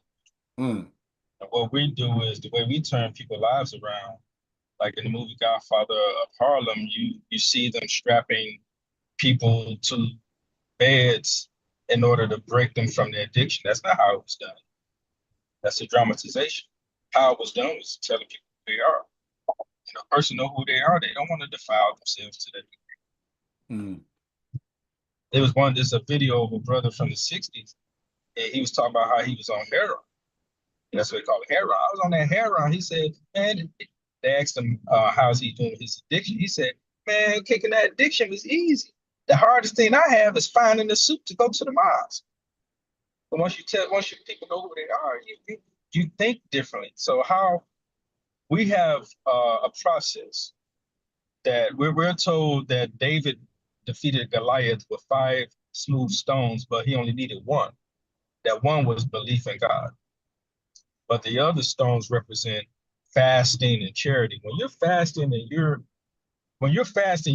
learning to control yourself. You're learning to control those desires, those lower desires that lead to addiction, the lusts and things like that. When you're fasting, you're learning to have complete control of self. When you're giving charity, that's checking greed. So now you're not so hesitant in giving or worrying about, because we have to give charity no matter whatever we have, a portion of it belongs to those in need. So if you're doing that, then you're checking that propensity for greed, or how the world titillates you with materialism and all of that. You're checking all of that by giving charity. You're praying a lot. Mm-hmm. Elijah Muhammad said, if you wash your hands 5 times a day, your hands will never be dirty. That's not the exact quote, but you get the point. If you're washing your hands all the time, your hands. So if you're praying all the time, there's really no time for other thoughts to really come in and take hold to lead you in a whole nother direction. And these things require you to apply these principles. So then after that, we were given the study guides to support those 5 stones that David beat Goliath with. And again, it just goes into scriptures that support how to manage yourself, how to manage lust, how to manage anger, how to manage disappointment. So when you start to improve the self, then it affects your children. My children are involved in our Friday night studies that I've been having at my home. And we have visitors come by, and they were telling the saddest stories about their experiences in the classroom. How it seemed like they always end up in the classroom where all the other bad kids are. So they try to sit up front so they can pay attention to the teacher. Some teachers have quit. Some teachers have walked away. And this is and they go to school in a wealthy neighborhood.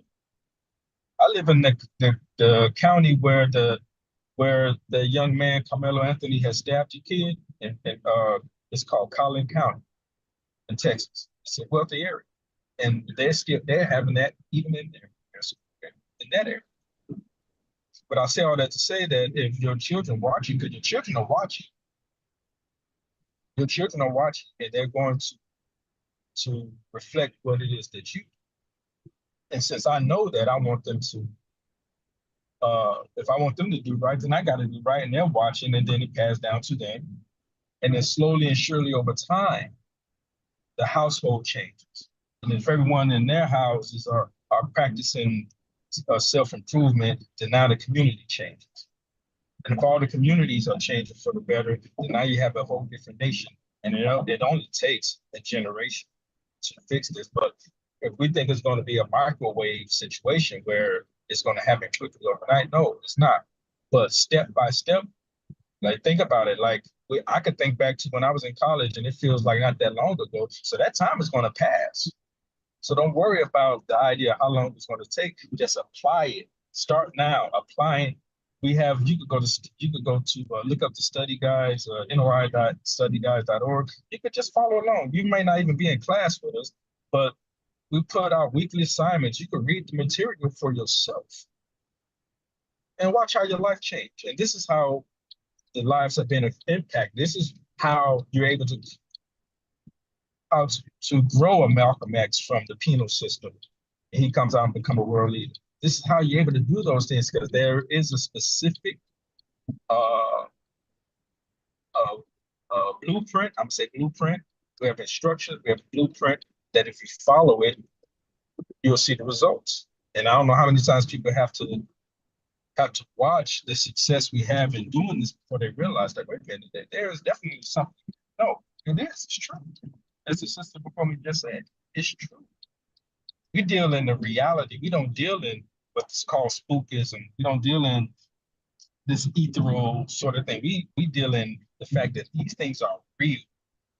And they require real solutions. And in our community, unfortunately, we're wrapped up in emotionalism.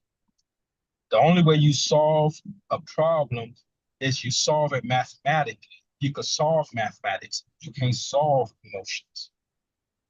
So, yeah, it starts with those 5 pillars, and applying it to yourself. Starts with the self, the family change, community change, the nation change. Appreciate you, brother.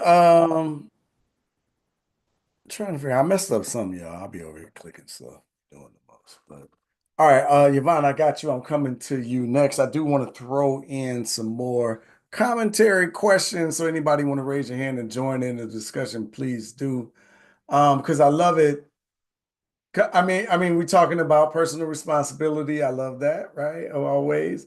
But where do we see Black mothers carrying the heaviest loads today? So I want to kind of weave that thought, Brother David, into what you kind of laid down, like where, and because the woman is such an important part of the household, right? Not the most important part, but an important part. And that's not what my point with that.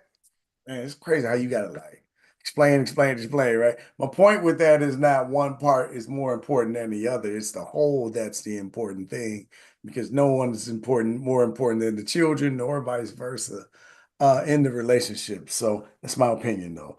So y'all can take that. I love, brother, you was talking about really self-improvement, right? It makes me think about in Garvey, right? National Universal Negro Improvement Association. There we go. Right. It makes me think of that. Right. And this is because it always comes back to self-improvement. I know you had your 5 stones. I'm always talking about self-family, community, diaspora. This is how we change the world. We get ourselves together because we have a family, we impact them. Better families make better communities makes a better diaspora. And as long as we are educating ourselves in a way that empowers us, right? That's going to change. I think that evolves over time as we learn more and different information. So I think like that's evolution is a part of that. So, something else you were talking about, you were talking about the cultural power of like music. I mean, not the cultural power, but the power of culture, right? And music and all of that. And I kept flashing C. Dolores Tucker. I don't know if all of y'all know who C. Dolores Tucker is, but she's explicitly mentioned in like some pop songs back in the 90s and all of that stuff. But she was right.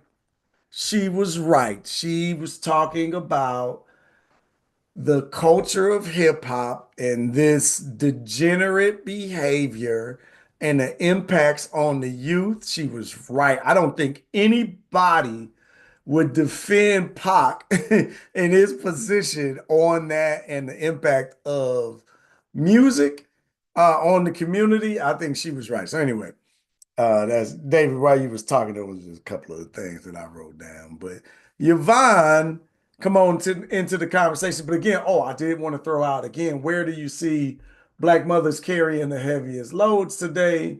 And then how are we protecting, supporting, and honoring Black mothers?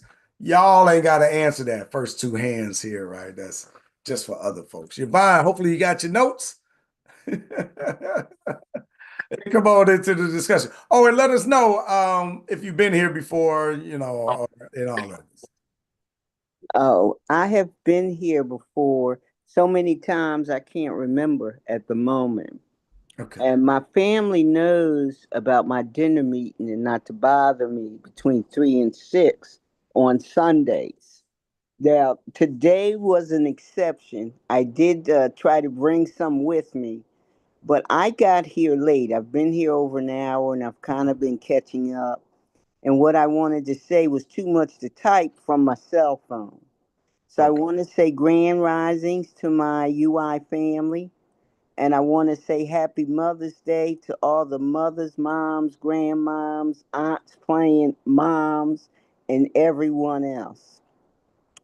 This was special for me because my daughter transitioned last February at a young age. So my grandchildren and great grands came past today after they took me to brunch. So that's how I lost track of my 3 o'clock. I guess I missed the Sankofa kids, so I'm gonna have to catch the replay and everything. You Did in the bonus. They come in next week. okay, Because it was okay, Mama's Day. We gave them an option. They was like, you know what? We're gonna go next week, but we coming to see y'all. okay. Did I miss a discussion about blacks living abroad, or did we change it up this week? I changed the order. We did Mama's Day. So we're gonna do that next week. That's gonna be that discussion. Sister is down in, y'all. I don't know. Y'all ain't hearing this like I'm hearing it. I'm like, is she in my notes? How she like Well, and I wanted to say that I think it's up to us. I'm kind of like the monarch now in my family that's left. Well, man, we have to do the whole loop. We just have to do And the whole loop. I have been For sure. relearning the Black history that I thought I knew, and Hmm. I've been sharing it with the young ones. I'm getting ready to do a presentation to all the 20-year-olds and talk to them about some of the things that Jeff shared with us. Okay, yes. But as it's up to us to move it forward and to let them know what our values are and what we plan to do. I have enjoyed all the speakers that have spoken since I joined the call. As I mentioned, I was late, and my UR family, y'all ate all the rolls, and I missed the mac and cheese. But I won't be late next week. Uh, that's it for me, Freddie. All right, thank you. You're fine.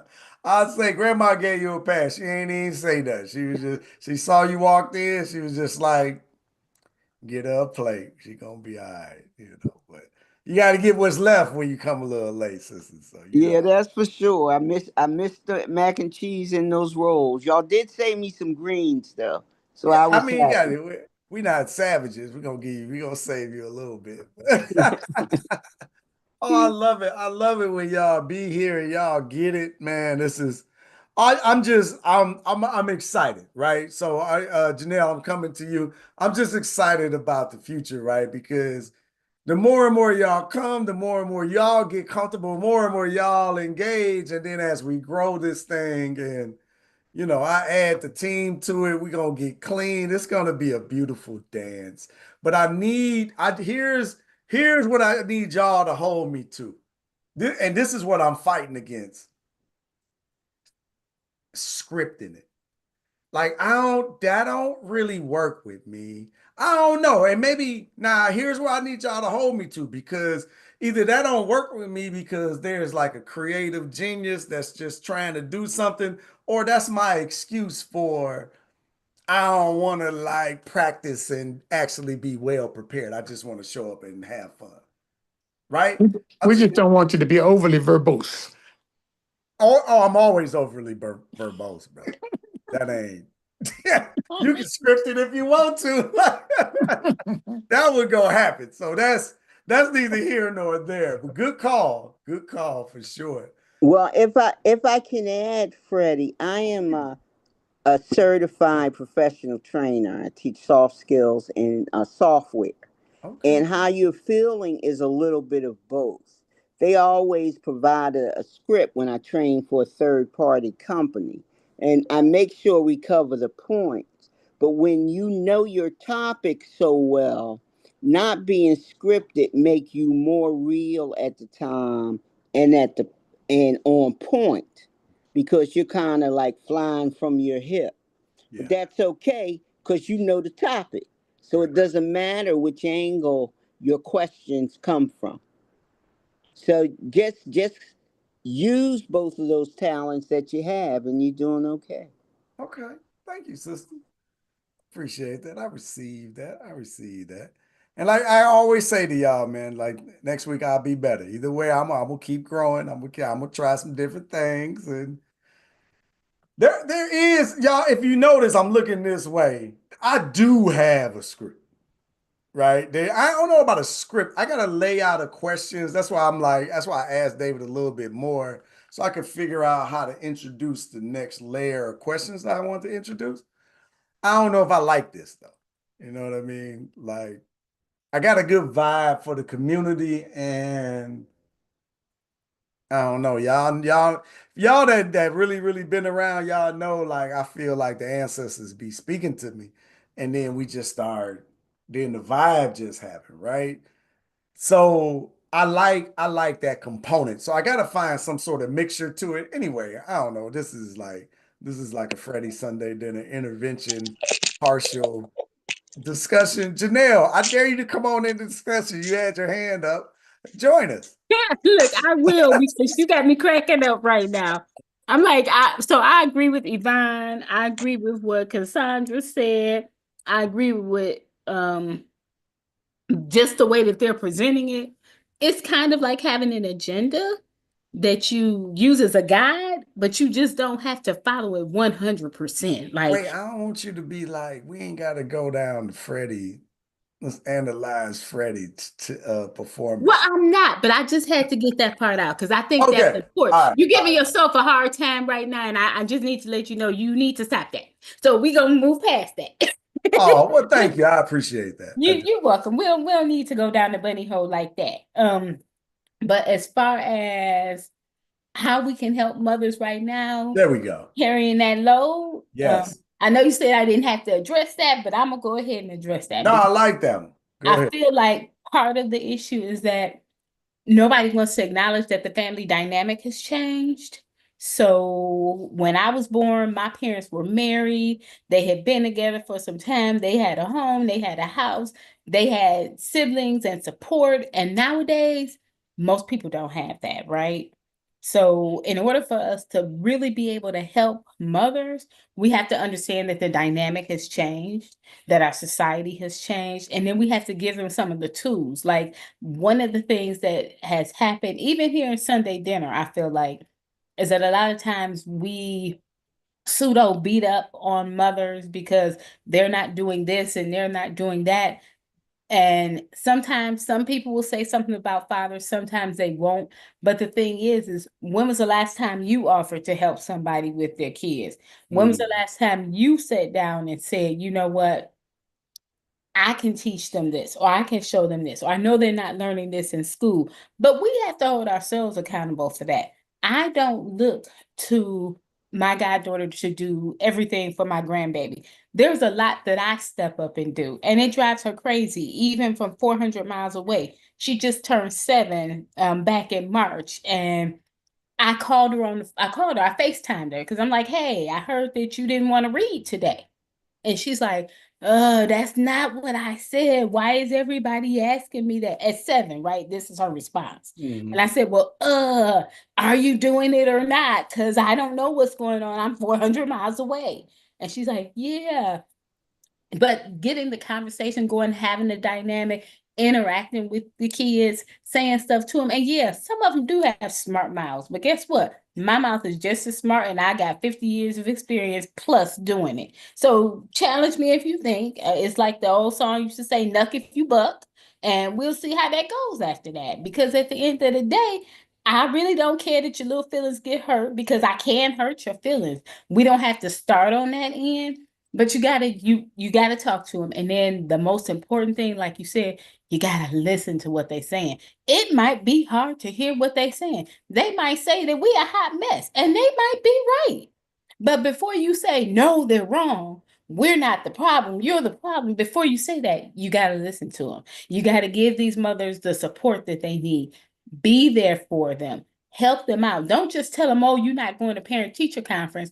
We have all this technology and everybody acts like we can't use it. So it's like, okay, we got parent teachers conference today. You got to be in the building. Well, why do they have to be in the building? Why can't we do parent teacher conferences through Zoom? Why can't we do them through Teams? Why can't we use WhatsApp, FaceTime? Why can't we use the technology that we have? And why isn't that an expectation? So that's where we're missing the boat because we don't want to embrace technology a lot of times, and people see technology as the devil's way or the devil's spawn. We don't have time for that. We got to move on past that and use what we have to get what we need out of it. Use things for the benefit that they provide us with. That's why I so hated that I missed AI, because I was ready to go ham on AI with my grandbaby. I was ready to do that because we need to do something besides just the general, okay, you got a few 3 minutes, you get to play a game. Okay, play that game for 5 minutes. We're about to spend 25 minutes doing something that's going to help you overall and long term. And I want you to be behind the game. I want you to be ahead of the 8 ball so that we can get things done, because what you don't pass on to the next generation, what you don't teach them, somebody else will. and it may Mhm. not be the lesson that you want them to learn. So we just got to do better at that. We got to embrace things on a different level. We got to stop saying no to everything. I don't use that. I don't do this. I have an aunt like that. She drives me crazy. She's not that much older than me, but she won't send text messages. She doesn't respond to text messages. She won't look at pictures. She deletes a picture if you text message her picture. If she's in a group, she's going to delete it. But you have to think about how that impacts her communication, how that impacts her ability to interact with the younger children, with the younger members of the family. You gotta be willing to try something new to get some different results, because clearly what we've been doing the past 10, 15, 20 years, it ain't working. It's just not working. So you gotta try something new. Be willing to say, yep, we made a mistake. I do that all the time. Yep, I made a mistake, but we're not about to focus on my mistake. What we're going to focus on is a solution. I made a mistake. You called me on it. That's great. How do we fix it? How do we fix it? How do we get to a way that we fix it? We fix it by embracing the technology. We don't have to love it. We just have to embrace it. I don't have to like AI. I need to learn how to use it so that I can interact with you so that we can do it together. And if I don't understand it, then I need you to help me with that. And I need to be able to say, I need help with it. I need to be able to say, I taught you how to text message. Now you teach me how to do this, because it's a different dynamic. It's a different time. We got to figure out a way to make what we have, no matter what they give us, work for us, because that is what our ancestors did. They made everything that they had work for them. They saw everything as an opportunity. It wasn't detrimental. It's like, oh, you know what? He said I couldn't open up a shoe store over here. So guess what? I'm gonna get my own piece of land over here and I'm gonna go do it myself. That's what we got to get back to. That's what we got to do. And we got to help them get to that. They need to know that they come from something other than hip hop culture and materialistic things. Because when you lose all of those things, that's when they start committing suicide. They start doing things that never used to happen within our culture. That's when you start losing the ability to think rationally. That's when you lose your ability to be helpful to your community and helpful to others. We gotta change our mindset, man. That's the thing for me. I'm done. I feel like I done said too much already, but it's mindset for me. Mindset matters. That's what it is. Mindset matters. Yeah. No, I think all that was golden. I think you were definitely in there. Oh, I don't know what I did. Brother Warren, come on into the discussion. Let me let you in, young man.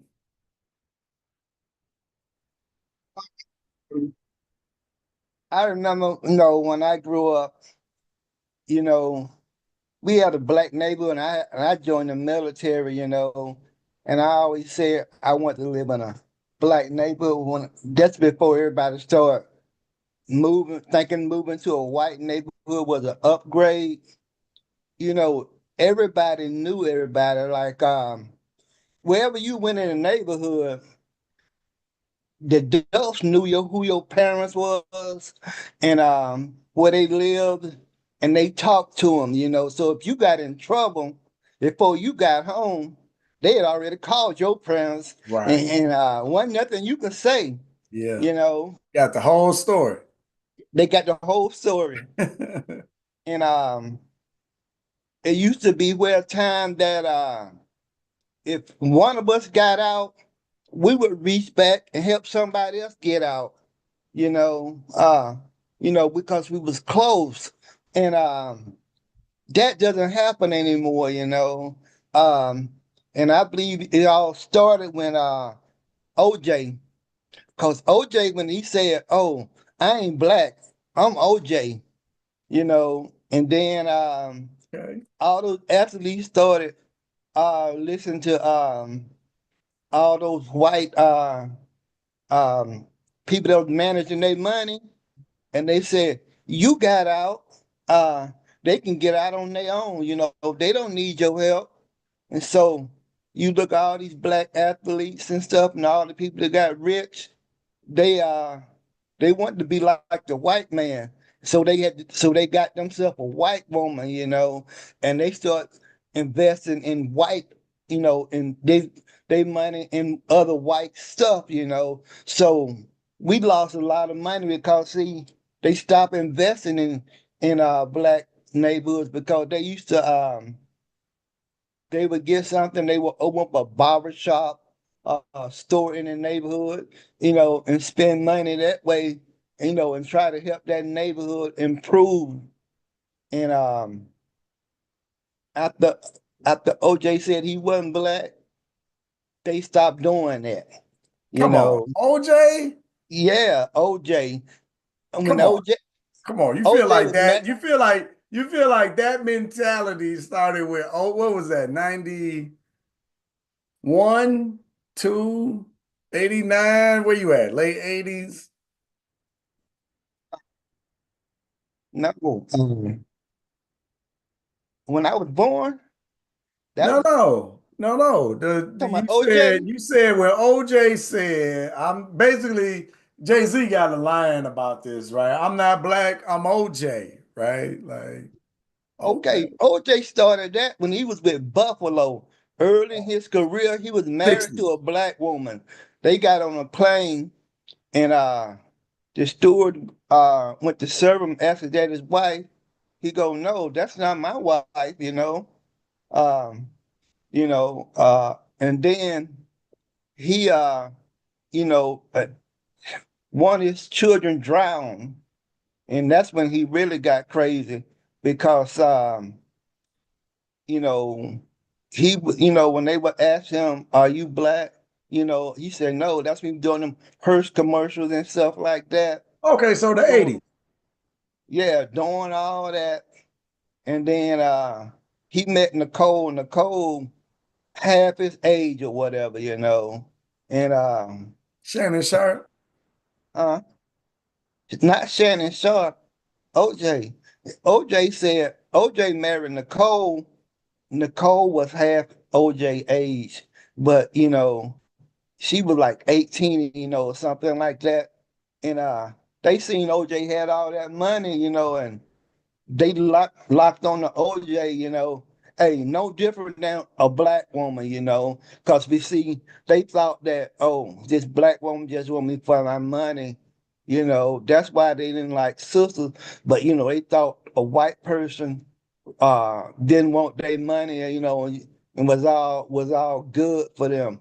But hey, just like with Tiger Woods, hey, you married that white woman. That white woman, she stuck with you, and she was smart enough to have one or two or three children by you, because that way she gonna get paid the rest of her life with child support, And if you was black and you didn't have no children, you didn't think nothing about it. When he left you, he didn't have to pay no alimony or no child support, you know. Um, OJ started a trend, you know. That's when all the athletes, once you got famous, you know, all them, all the white women start latching on to you and stuff. All of a sudden, uh, having a sister wasn't good enough for you, you know. And you look at how many black athletes that got big contracts. They got a wife. Look at Mike Strahan. Look at that boy that just came to the NFL. The receiver, whatever, that was up under Deion Sanders, and he got the little Mexican girl, and she wouldn't even respect him. But hey, he in love with her. Um, and he But investing. you, brother, like, all right, I hear what you're saying, but you like literally name like 7 people in 7 minutes, and we supposed to, demonize a whole culture over that? Like, come on. I'm not demonizing a whole culture. I'm saying, when this happened, the black neighborhood was no longer as tight as it was, you know. it was So no how longer. do you explain in that same 80s era, how do you explain Jordan with his black wife, who is becoming the icon, and then Magic Johnson, the icon of basketball. So you got all of these icons, Reggie Jackson, who's coming to the tail end of his career in baseball. Like, how do you rationalize that? Because you selected this minutia. Michael Jordan was married to a black woman. She got 3 or 4 kids but Michael Jordan, he left his black woman. He married to a white woman now. You Now he know, is, but this is the 80s. You said the yeah, narrative set a trend off in the 80s. I'm just talking right, about what was happening yeah. in the 80s. And I'm really not trying to point to any individual. All I'm trying to get you to do is understand that you selected a small minority of people and then you hopped to whomever fit whatever narrative that you're feeding. I'm not saying you wrong. Not, it's I'm not not. I saying don't even you have to right. every narrative. I'm talking about when it started a trend. It started a trend. And if you look at it, you go back to the 80s, you will see that trend. You will see that trend for yourself. Not just 1 or 2 people, you know. It started like an avalanche. Not just 1 or 2 people. Go back and look at some of all those people, you know. Okay, so what's the cultural fallout of this trend The that's trend is so that pervasive the that trend you is that so once pervasive that once we once that started to happen, we everybody wanted to move to an integrated neighborhood. Black neighborhoods lost out, you know, that and happened in the 60s. Do you say it the 80s? black.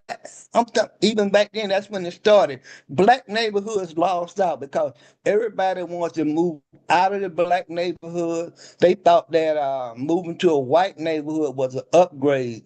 We used to have a tight neighborhood, a tight black neighborhood. We had radio stations and stuff. People in the black neighborhood had little stores and stuff. Little business and stuff. But then once everybody started moving out, and the older people started dying, like you say, the younger people wasn't paying the taxes. And white people came in there and scooped it up for the taxes and stuff.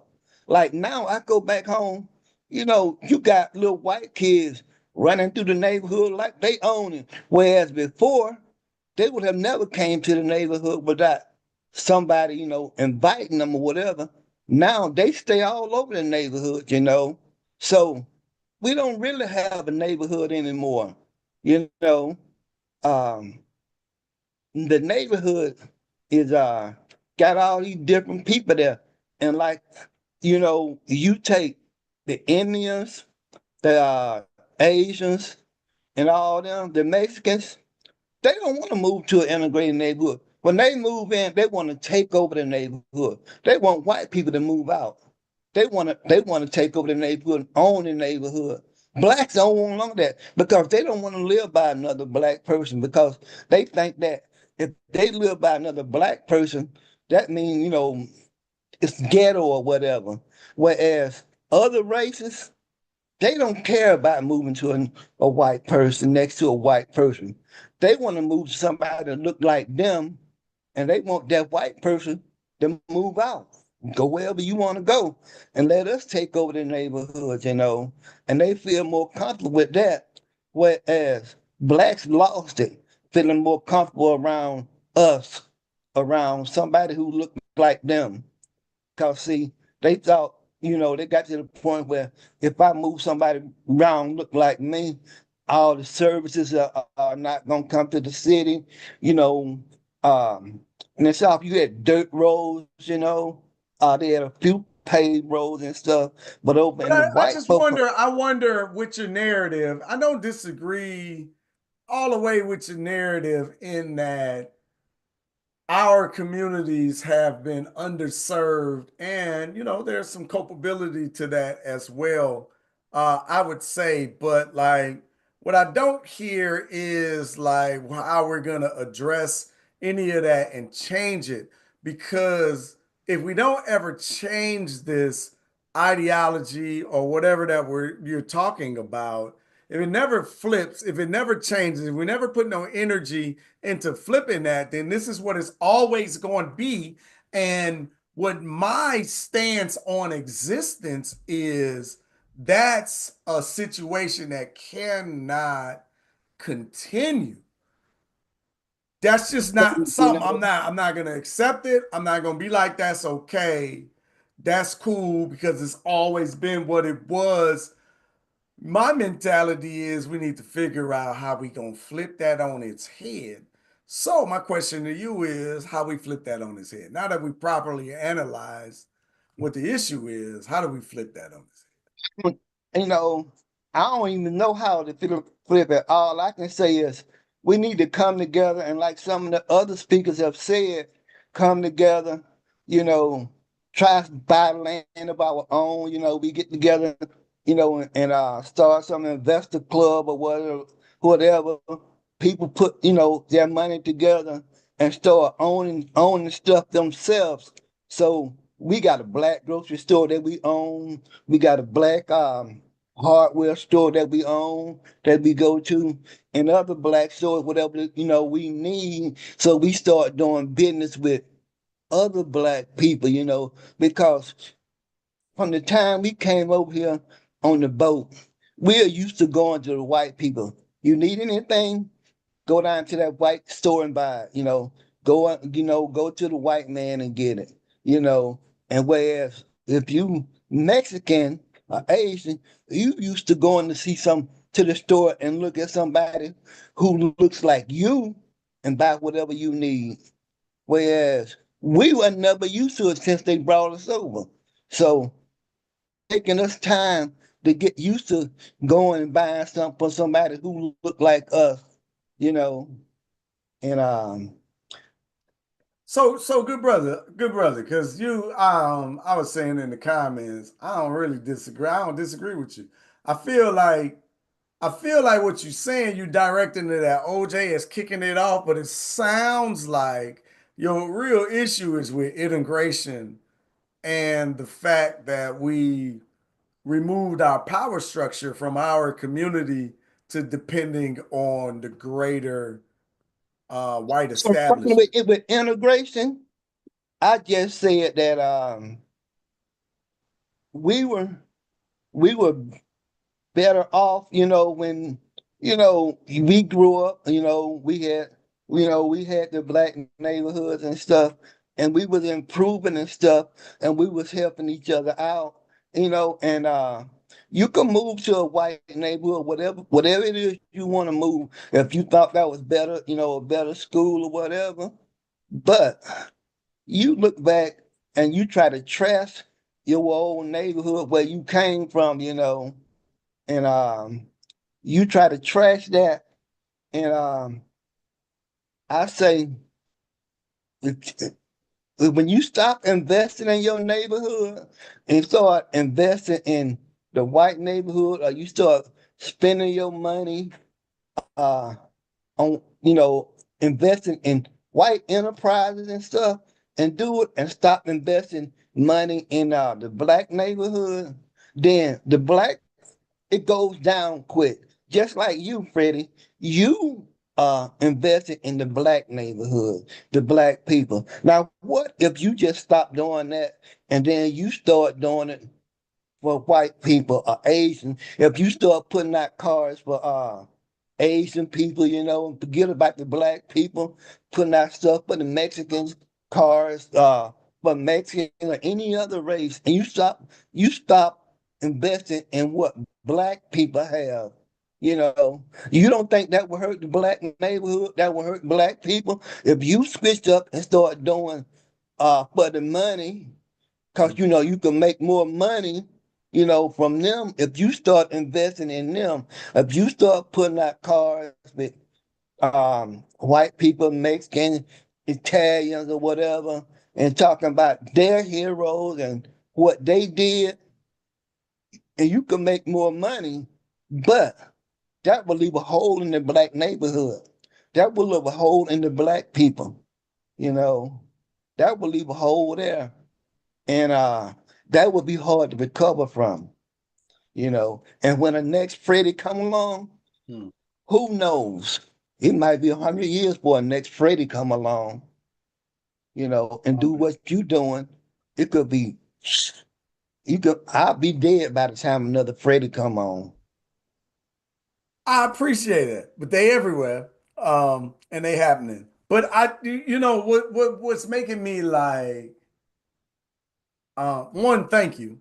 I appreciate that, brother. I do. I don't take that lightly. I want you to know. We gotta let you know how I feel. We got work to do, right?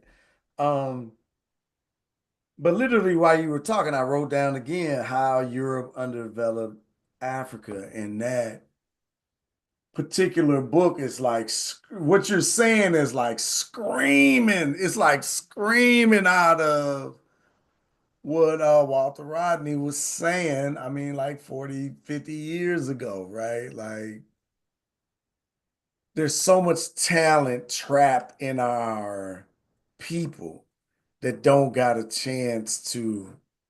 And you know, Freddie Taylor trapped in, you know, somebody in Mozambique in 43 is massively different, right? Shoot, today is massively different.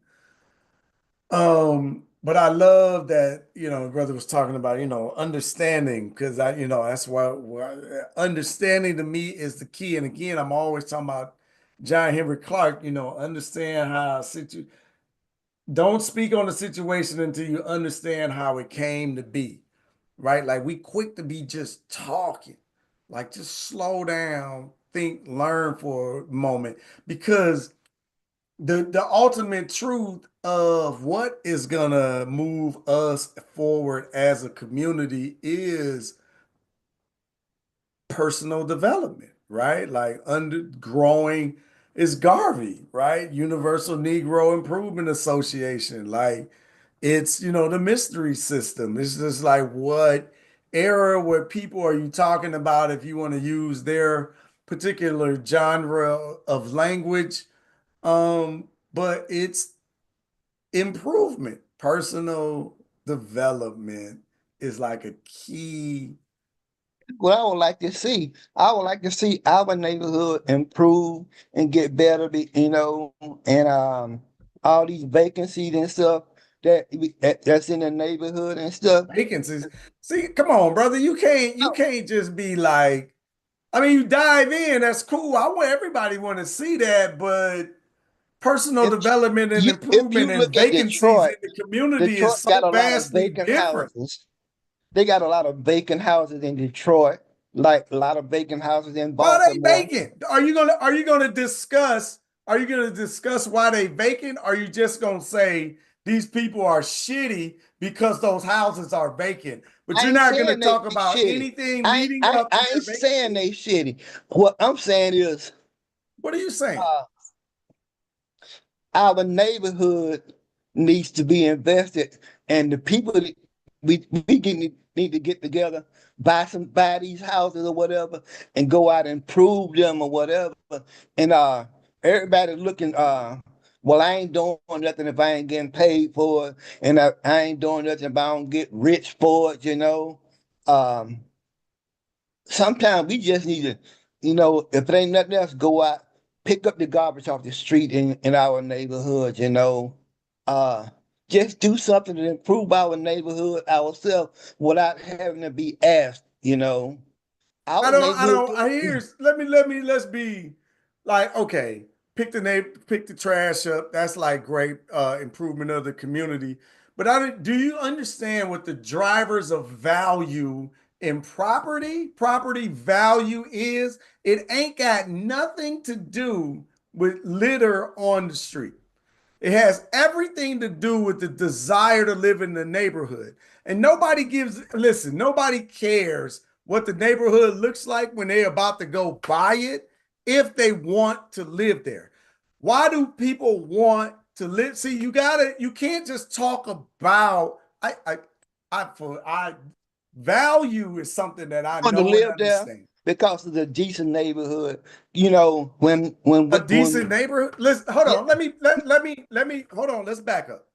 Value is something I understand. I literally owned a real estate appraisal company for 8 years inside of that market bubble before I decided to leave. I understand how to what property value is based upon.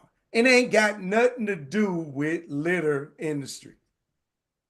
So if you don't want to tie it to a bigger discussion, let's not, come on, stop it. When I grew up, my neighborhood, it was a good neighborhood, you know. I like to live in there. The kids that grow up there like to live in there. You When know, we didn't what years are we talking about?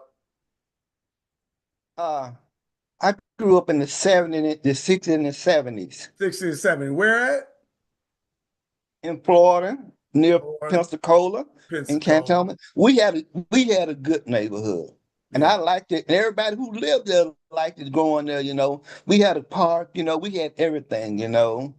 And we had even a school there. And once they switched over from elementary to middle school, high school, they used the old school as a hurricane shelter for everybody, you know. And you know, our neighborhood, it was good, you know, and was moving there, and people bought houses, bought land, and built Was homes it there. jobs in the area, brother?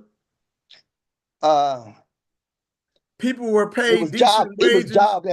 It was jobs for some people, you know, like St. Regis and Monsanto and stuff like that, you Okay. know. So they had enterprise in the area that was drawing people to the community. This is what raises property value.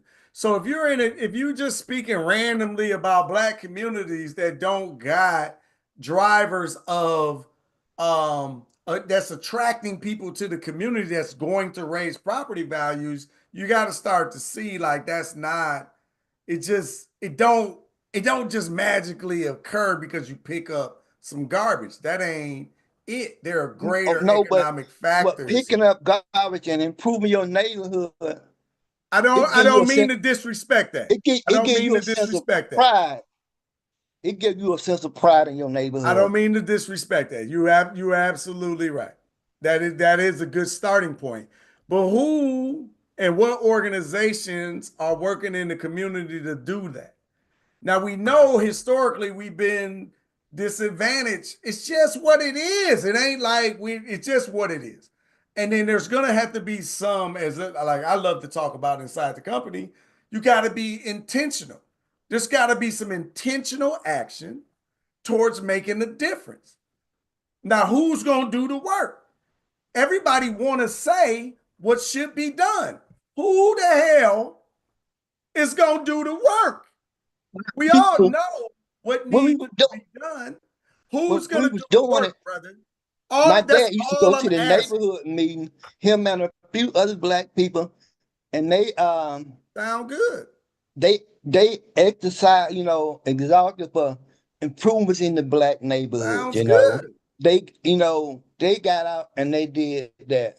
And once he died and stuff, people stopped going to the neighborhood council meeting trying to, Now, like when Big Mama died in the yeah, family, they, people stopped going and they stop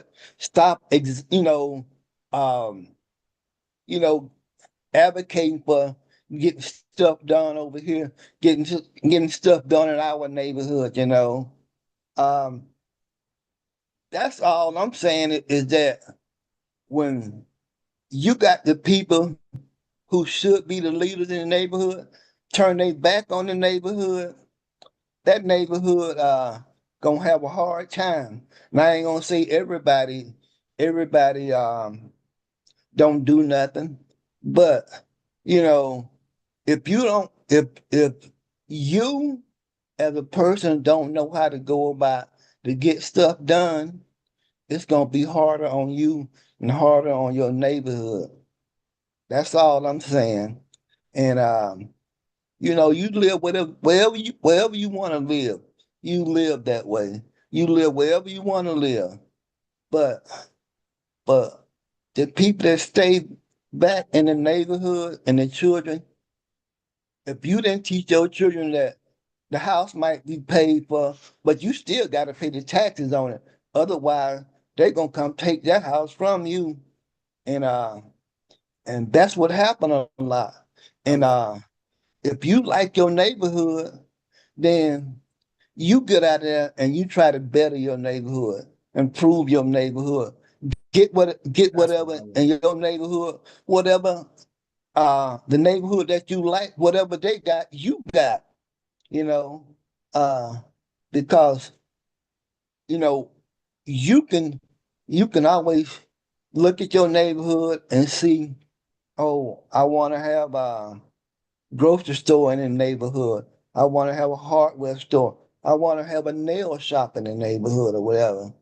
But if nobody ever has the nerve to put up a sandwich shop, a little mini store in the neighborhood, and nobody ever take the chance uh have that dream, it won't happen.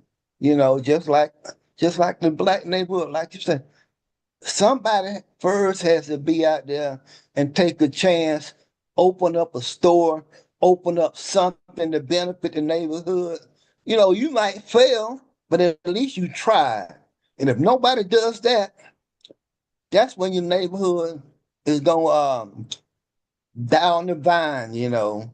So you got to have people in your neighborhood willing to take a chance and say, hey, uh, I think I can run a grocery store. I think I can make this, I can make it work. I think I can do this here, improve the neighborhood, you know.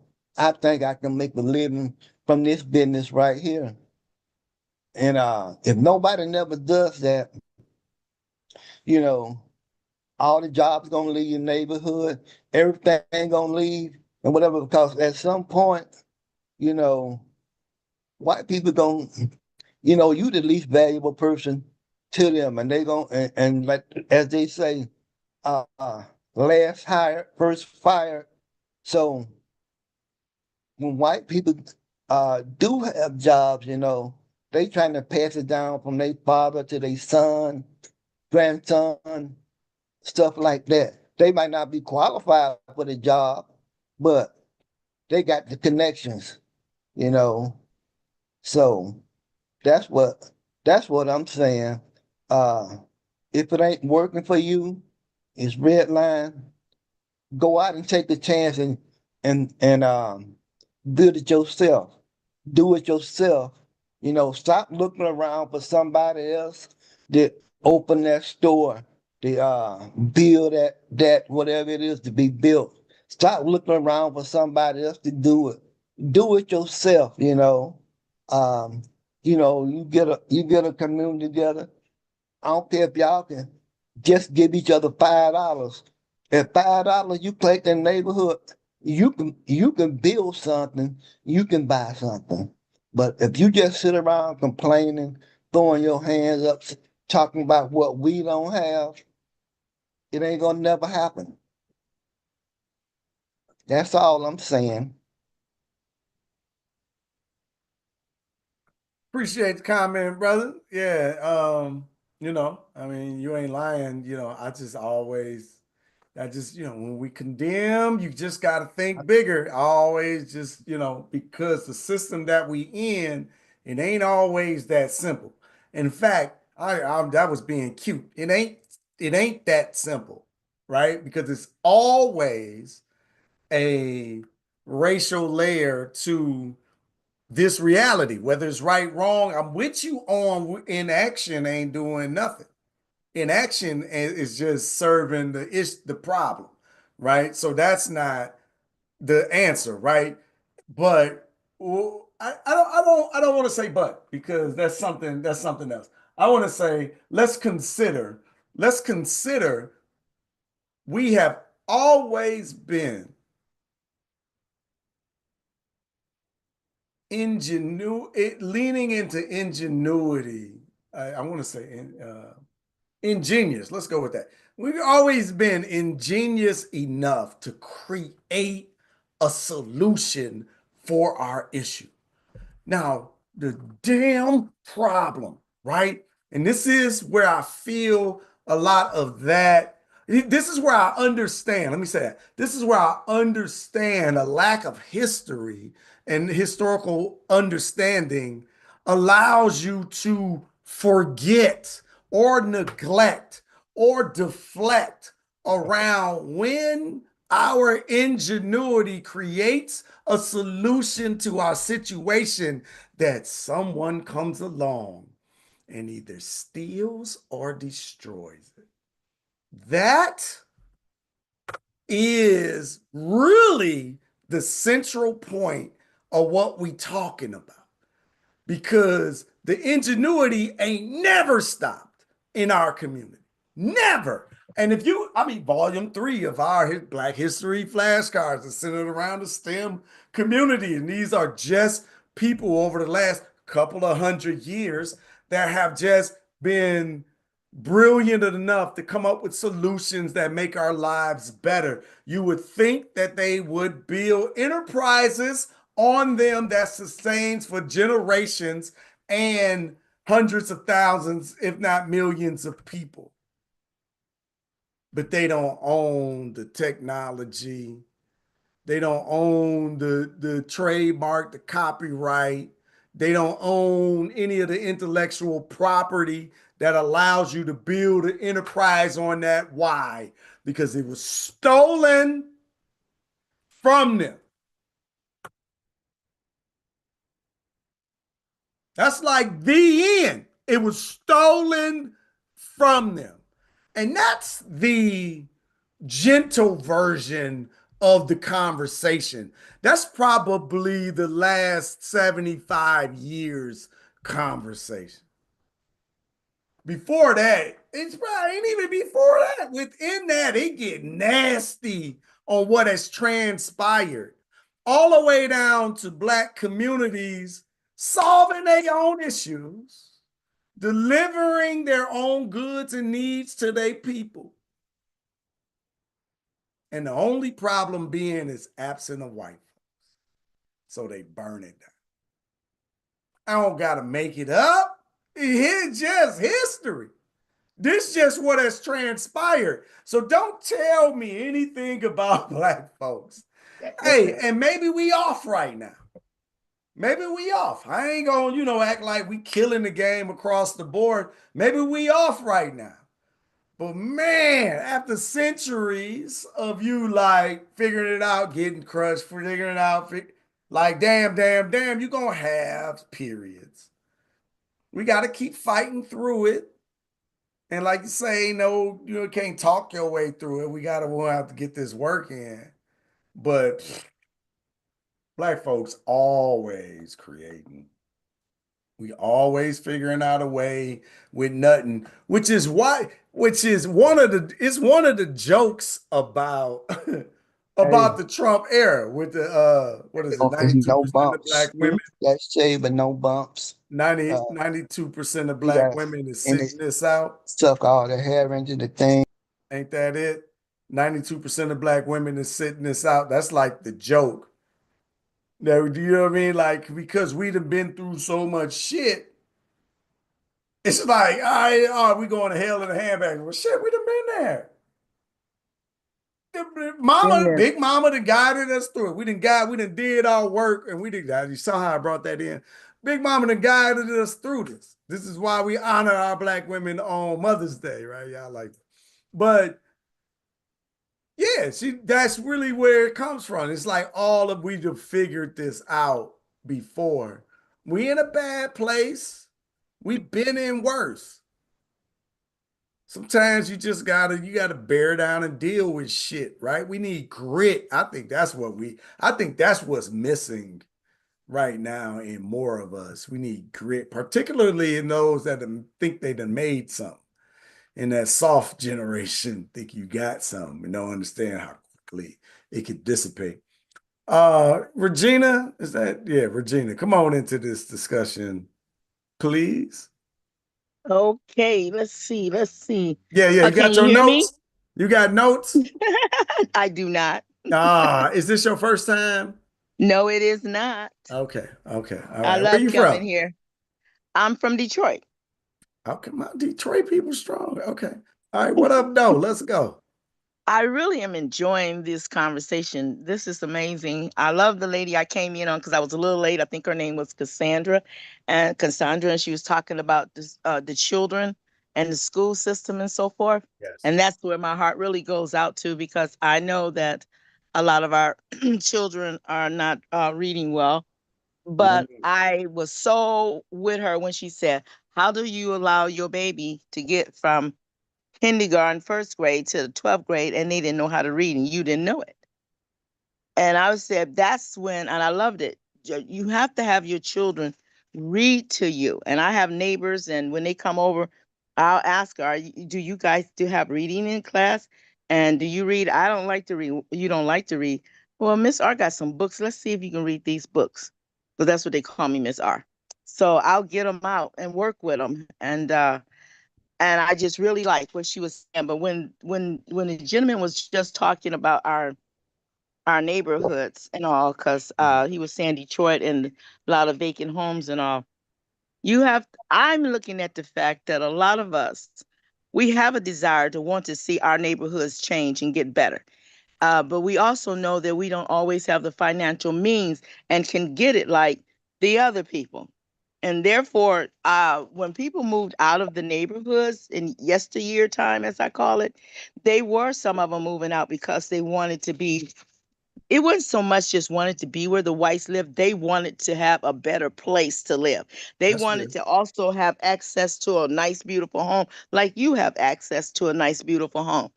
And even if you look at some of those neighborhoods, some of the whites have still moved out a little bit further.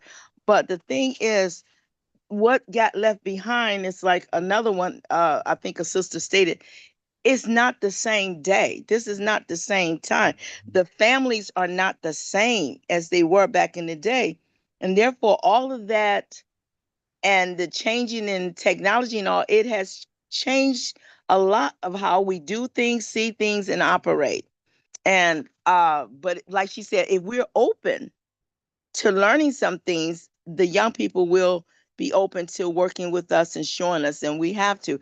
But things, it's like, are we trying to get things back to the way it was, or we want to take it on to the next level? Because Ooh, each generation is taking it to another level.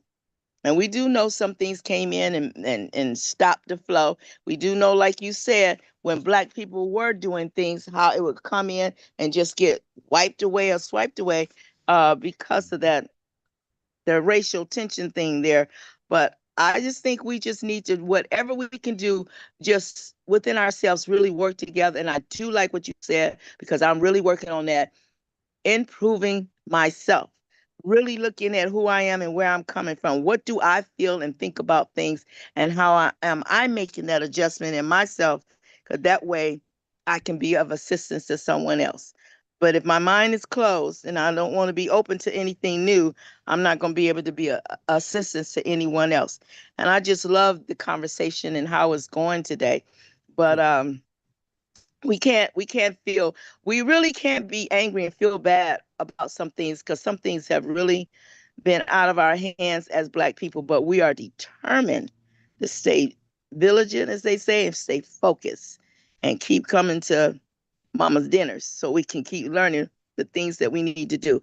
I have bought some of your cards deck, because I figured I got to start working with some of our young people and let them know who they are and where they come from. You have a rich heritage. Our beginnings did not start when we came across that water, because some of mm, the things I'm learning now, some of us was already here before we came across that water.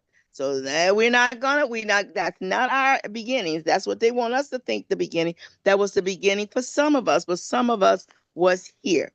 But we know they lump us all in the same category. But our children need to know how powerful they are. And they can't know that if I don't know how powerful I am. mm. So that's some of the things I'm really working with. Regina, where do you see yourself? How do you see your importance? And if you see yourself as important, you will make sure you pass that on to another.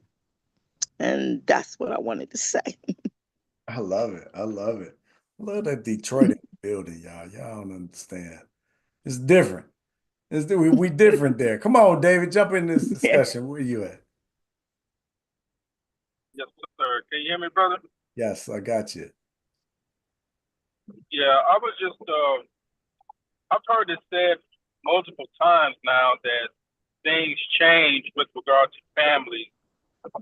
And I know a lot of that has to do with technology, but that type of language has also been used to kind of justify um,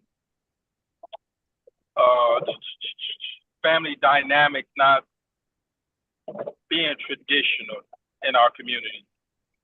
And we got to be careful with that, because what we're seeing with our children, and we talk about education and all this, what we're seeing is partly due to the result of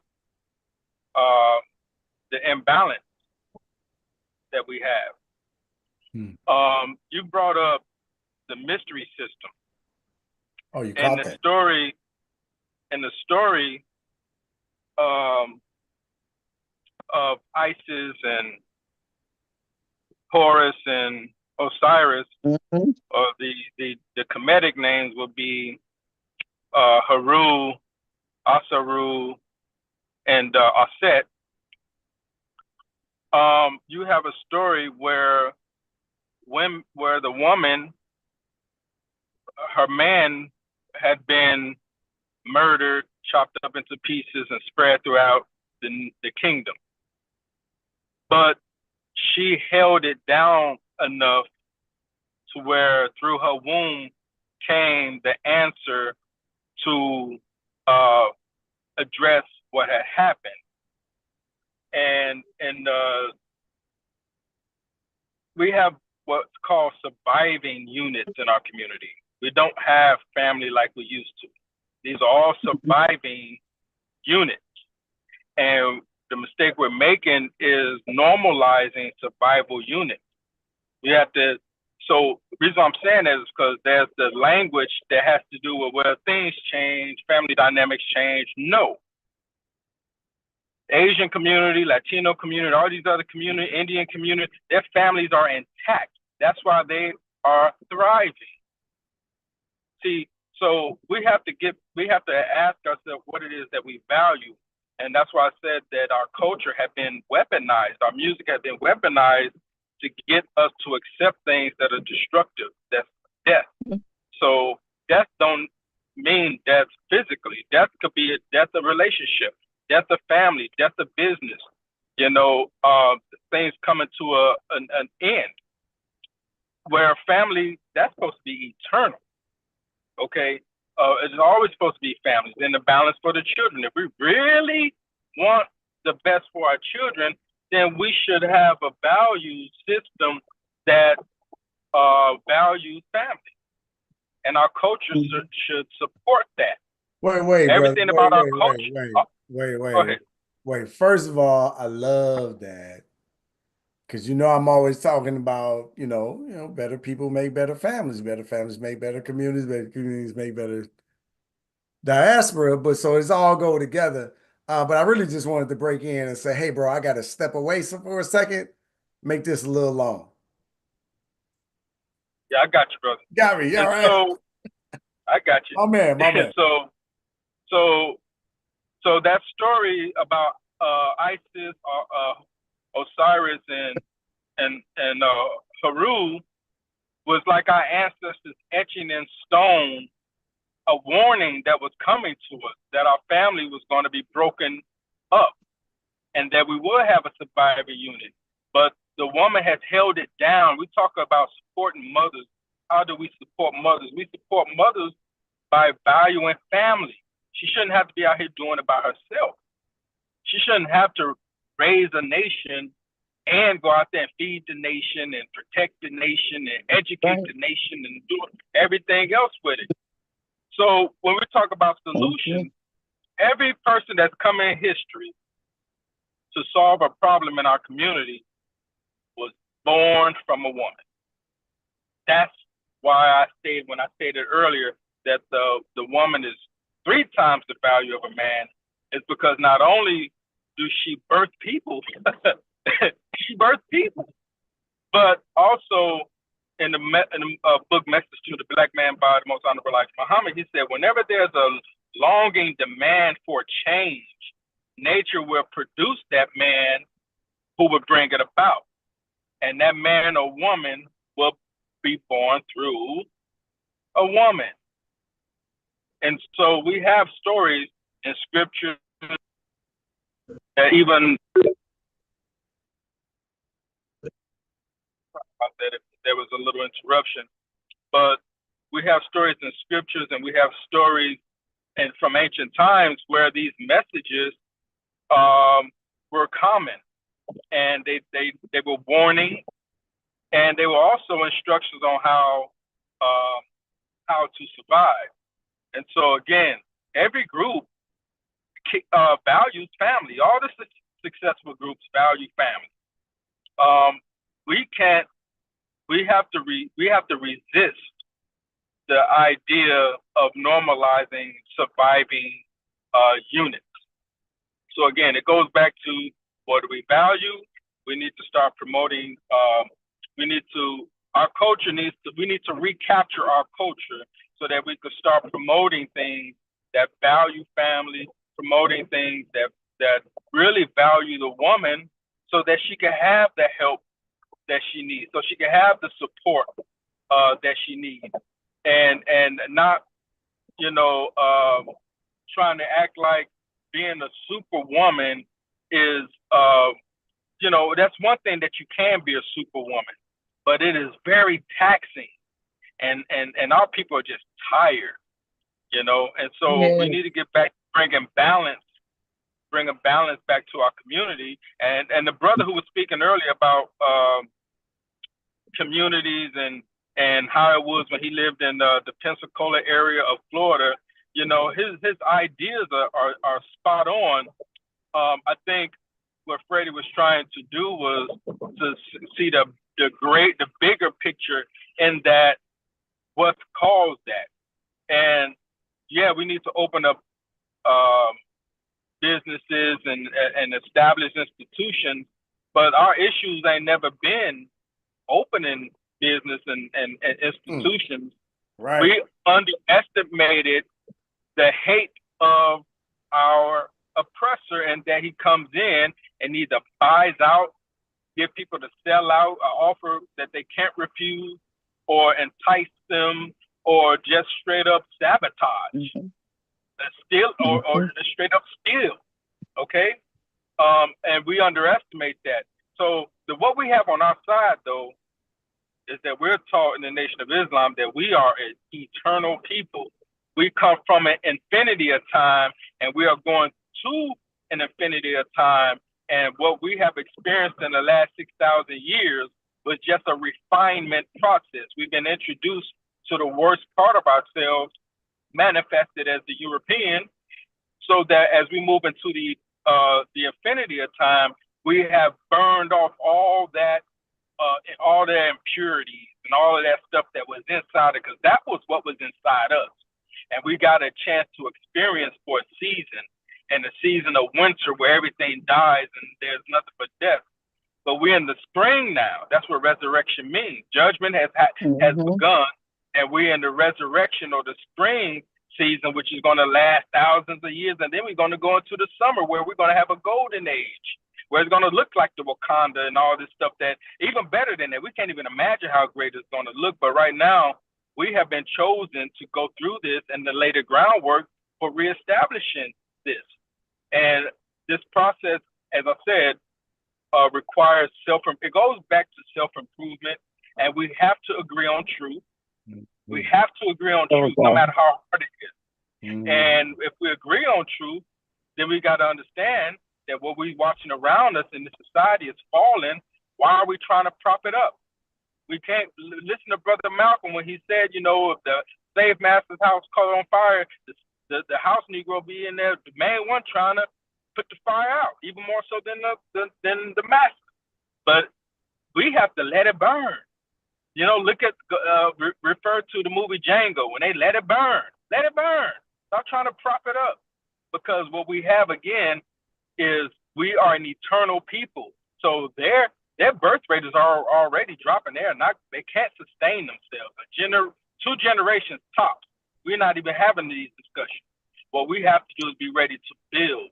And so we start now by recapturing our culture, our music, so that we could put those messages back in the music, communicating to our young people on getting rid of this nihilistic, selfish, individualistic, hedonistic, pleasure-seeking materialism.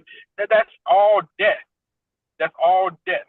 We need to get back to value on what's important, and that's family, self, family, community, nation. Love it. I love it. That's good. Yeah. Who was jumping in? I heard a voice. Come on. Oh, this is Lena. I am from Fort Wayne, Indiana. Hey, Lena, how you doing? How you doing? God bless everyone, and happy Mother's Day to all the moms. Happy Mother's Day. I was listening to the man. We need to our generation. Let's see, 30 and under. We've lost some of them. Like our generation and up, for especially 50 and up. We had to fight for everything. This next generation, these young people have come in and we just bless them, and they have lived well and they have never really had to fight for anything, and sometimes they get a little discouraged because the attitude is like, what's up with all of that? They don't really realize what they're about to lose, and God forbid if it's ever lost, it would be a hard thing to get that back. And I'm just praying to God that He would hold us together. We are people we have lived through quite a bit, but I'm faithful to God, and I'm faithful to the meaning of good things. The Bible says, "Whatsoever things are good, and whatsoever things that are wholesome, and if there be in the virtue, hold on to those things. Speak on the whatever there." Yeah, so we have to keep all the things that are wholesome to us, and as far as this nation is concerned, we've, when it comes to us, we've always had to fight. So this ain't no big deal. Right. We just get our hustle on all over again and tell our young people, look, baby, just get with the party, because if they're doing this to me, what you think they're going to do to you? Mm-hmm. Yeah, there you go. So just look, honey, just get with the program. This is where we are. But my prayer is God that will hold on to democracy as long as we can. And we just go stay true to our God. True to our God. And true to our God. And when I say that all the time, brother, my attitude is that we those of us who know our God, we know that we are really from a higher government. Amen. And we're going to roll with that. We're going to roll with it. Everything's going to be all right. Everything's going to be all right. My God said that He called the end at the beginning. So we really look at that through the eyes of God. This is a fixed fight. This battle's been fought. We have already won. And we can just state that if we just stay tuned to what we already know and what is good, it's going to be, we just let it play out. And we just stay prayerful because God knows how to do this. He knows the way through this wilderness. We'll be all right. We'll be all right. And I'm not saying, we be just haphazardly laissez-faire, keep your eyes open. And I tell people, yeah, you better stay woke. I know that's almost like a bad word nowadays, but if that's a bad word, if staying, keeping your eyes and ears open and listening and learning, if that's what they call, a bad thing, then hey, just let it be bad. But we do need to stay in tune and stay focused. Amen. We'll be all right. Definitely. We can hold on to the good and let all the bad go. Like I heard one man say, hey, we're old enough, we know this game now. We know how to eat the meat and spit out the bones. That's right. There you go. So we let's just stay steadfast and stay informed and stay prayerful. We'll be fine. I like it. I like it. I like it. Let's stay protected, right? Yeah, there you go. Is the thought there? Well, all right. What say y'all? I got some more time. Like y'all know. All right. I've enjoyed all I've heard. Say it again, sister. I said I've enjoyed all I've heard. Everyone got something wonderful to say. It's good. Yeah. I love to hear from the people. So, all right. I like to give a warning, like when I'm about to wrap it up. Right. Yeah. So what I'm gonna do is we're gonna wrap I'm in Central Standard Time, so we're gonna 5:30. So we got 23 minutes. But I do want to hear from you, right? I just want to we about to close it out. This is amazing. Hold on, let me just say,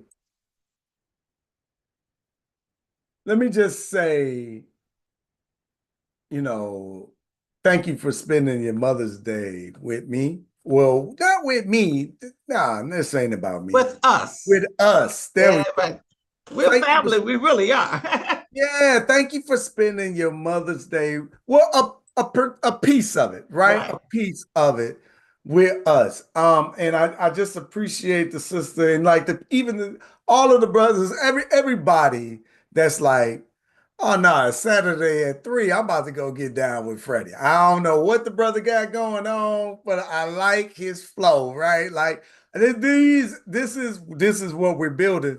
And I know on important days like this, if you're spending some time with us, you really rock with us, right? And I don't take that lightly. So I just want I just want to say thank you. And secondly, if I could, coming off the heels of last week's discussion, right? One, let me say this. One, if you got like first of all, okay, in order to say anything, I want to hear some final Mama's Day thoughts on why you like being a mom. You know what? Damn what I was gonna do. Why you like being a mama, and if you ain't a mama, what you like about your mama or your wife? Being a mama to your children. Yeah. That should have been the whole conversation, y'all. See, this is why this y'all fault. I want y'all to know that. I'm blaming y'all. I'm that person, right? Like this y'all fault. We should have been doing this. What? This makes me excited. What? Yes, come on, Elaine. Jump on in. Don't y'all be afraid to raise your hand. And men, you better raise your hand and say something about your mamas. All right, come on. It's still afternoon here. Can you hear me? Yes, ma'am. How you doing? Okay, how is everybody? And happy Mother's Day to all the ladies, whether they birth children or not. So many people have stood in as mothers. So happy Mother's Day to all of them. And I'm giving props to the men who have been single parents, who did both the mother and the father role. My nephew definitely did that. So I had to come in real late today, but you know what? The food that was left on the plate was still enough for me to nibble off of. And so I still got some good food there. And it was the right time because before I say something about the mother, I'm gonna say this real quickly. All the discussion that was going on today about, our things out in the community. I'm one of those people like, Freddie might remember, I'm on the other side of 70. And I'm always trying to still figure out what else can I do while God still leaves me here, leaves me on this earth. So I wrote in the chat, I don't type fast. So I said in the chat, I said, hey, you got to have it intentional. That's Freddie's word, intentional. You got to have a plan. And so what it takes is us each getting involved in our local communities, finding out on the local, because that's what's affecting us, definitely, and how we going to go about a strategic plan. And everything is systematically and systemically set up a lot against us. So then we got to be a couple of steps ahead of them. So I'm going to leave that alone till another day. But for the mother part, both. See, these things that I'm involved in came through my mom and my dad, but my mother especially, in her silent way. She said, be in New Orleans, she said, be the best you can be. Know that when we're sending you to school, that my brothers and I, we're sending you for a purpose, not just to come home every day, but to take that knowledge and move forward. And at 77, and my brothers are still here, praise the Lord, at 83 and 84, we took everything my mom and my dad, but my mother especially, because my dad could not read. So my mom out of Louisiana, the knowledge that she did have, she imparted that to us. So that part makes me also thank the Lord that I'm a mother, because I try to pass that on to my daughter. So that's it for me. I love it. Thank you for sharing that. Who else? Come on, y'all, don't be shy. Jump in here. Let us hear. Let us hear why you like being a mother. Come on, Roberta. Good afternoon, everybody. Wow, this has been amazing, as always. Um, I think that there's a lot of things I liked about being a mother, and I'm a grandmother now of 3, but the biggest thing for me was I always had vision. I also had dreams. But once I became a mom, it gave me a purpose that was so much bigger than myself. Mm. And it was life changing and transforming. And it's an honor, it's a privilege, it's hard. You don't get a manual, but it is such a great reward. And to be able to nurture and love and then see the gifts that you've been given blossom. That's just it's just that's what touches my heart. And now I'm a grandmother of 3, and my youngest 2 I'm raising and have been raising for the last 13 years because their mom, my middle daughter, almost 13 years ago, was tragically hit and killed by a car at 27. And so it's different. Like, I don't get to be the normal grandma that gets to love their grandchildren and then spoil them and then send them back to the parents. But again, it's such an honor and a privilege to be able to be raising and nurturing the seed of my seed. Mm. You know? And so it's a blessing. It's a blessing because I think if you try, I don't like that word, if you strive to do it right, then it's so much, it's so fulfilling and it's so rewarding, even though it's hard work. It's just really rewarding. So the opportunity to nurture and love and see them blossom, and have that purpose bigger than myself. That's really the thing, though, that having the purpose so much bigger than myself. That's what motherhood did for me. I love it. I love it. I love it. Brother David, come on in. Drop your experience, young man. So for my mother, I would like to say that I appreciate her prioritizing me as a child, because growing up in the 90s in Chicago, where the murder rate flirted with 1,000 for 3 years straight, and being right smack in the middle of that environment, She got me out of that environment and gave me an opportunity to survive it. And not many did. And she was a young mother. She was a teen mother when she had me. So, but her instincts were strong. Her protective instincts were strong, and she did not play when it came to me. And I was the only child.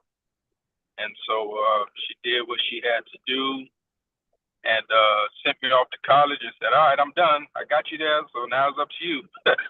and and I appreciate all the sacrifices and what she did.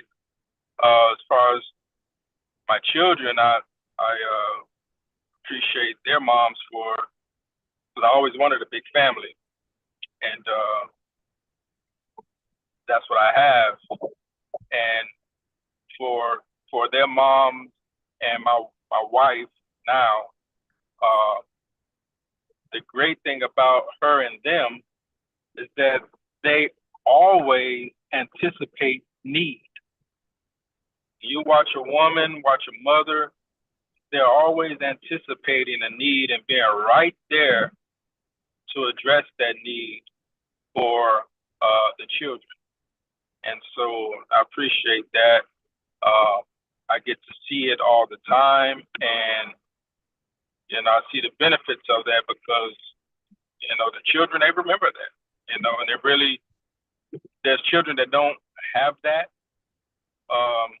and you get to see just how impactful it is when children do have that. So that love and being that duty, that love, and that love produces the duty that makes you anticipate a need to that degree. Men don't have that ability to that degree. And so shout out to all the mothers for that. I love that. Good, great observance, brother. Sister Cassandra. Yeah, this is my first call and y'all done messed me up. Yeah. We got you in the family now. It's been an amazing call. And so I got to tell everybody. So I think your question was about mothers. So I don't have any biological children, but I had the best mother on the planet. And as I mentioned earlier on, she taught me such resilience, having suffered health-wise my entire life.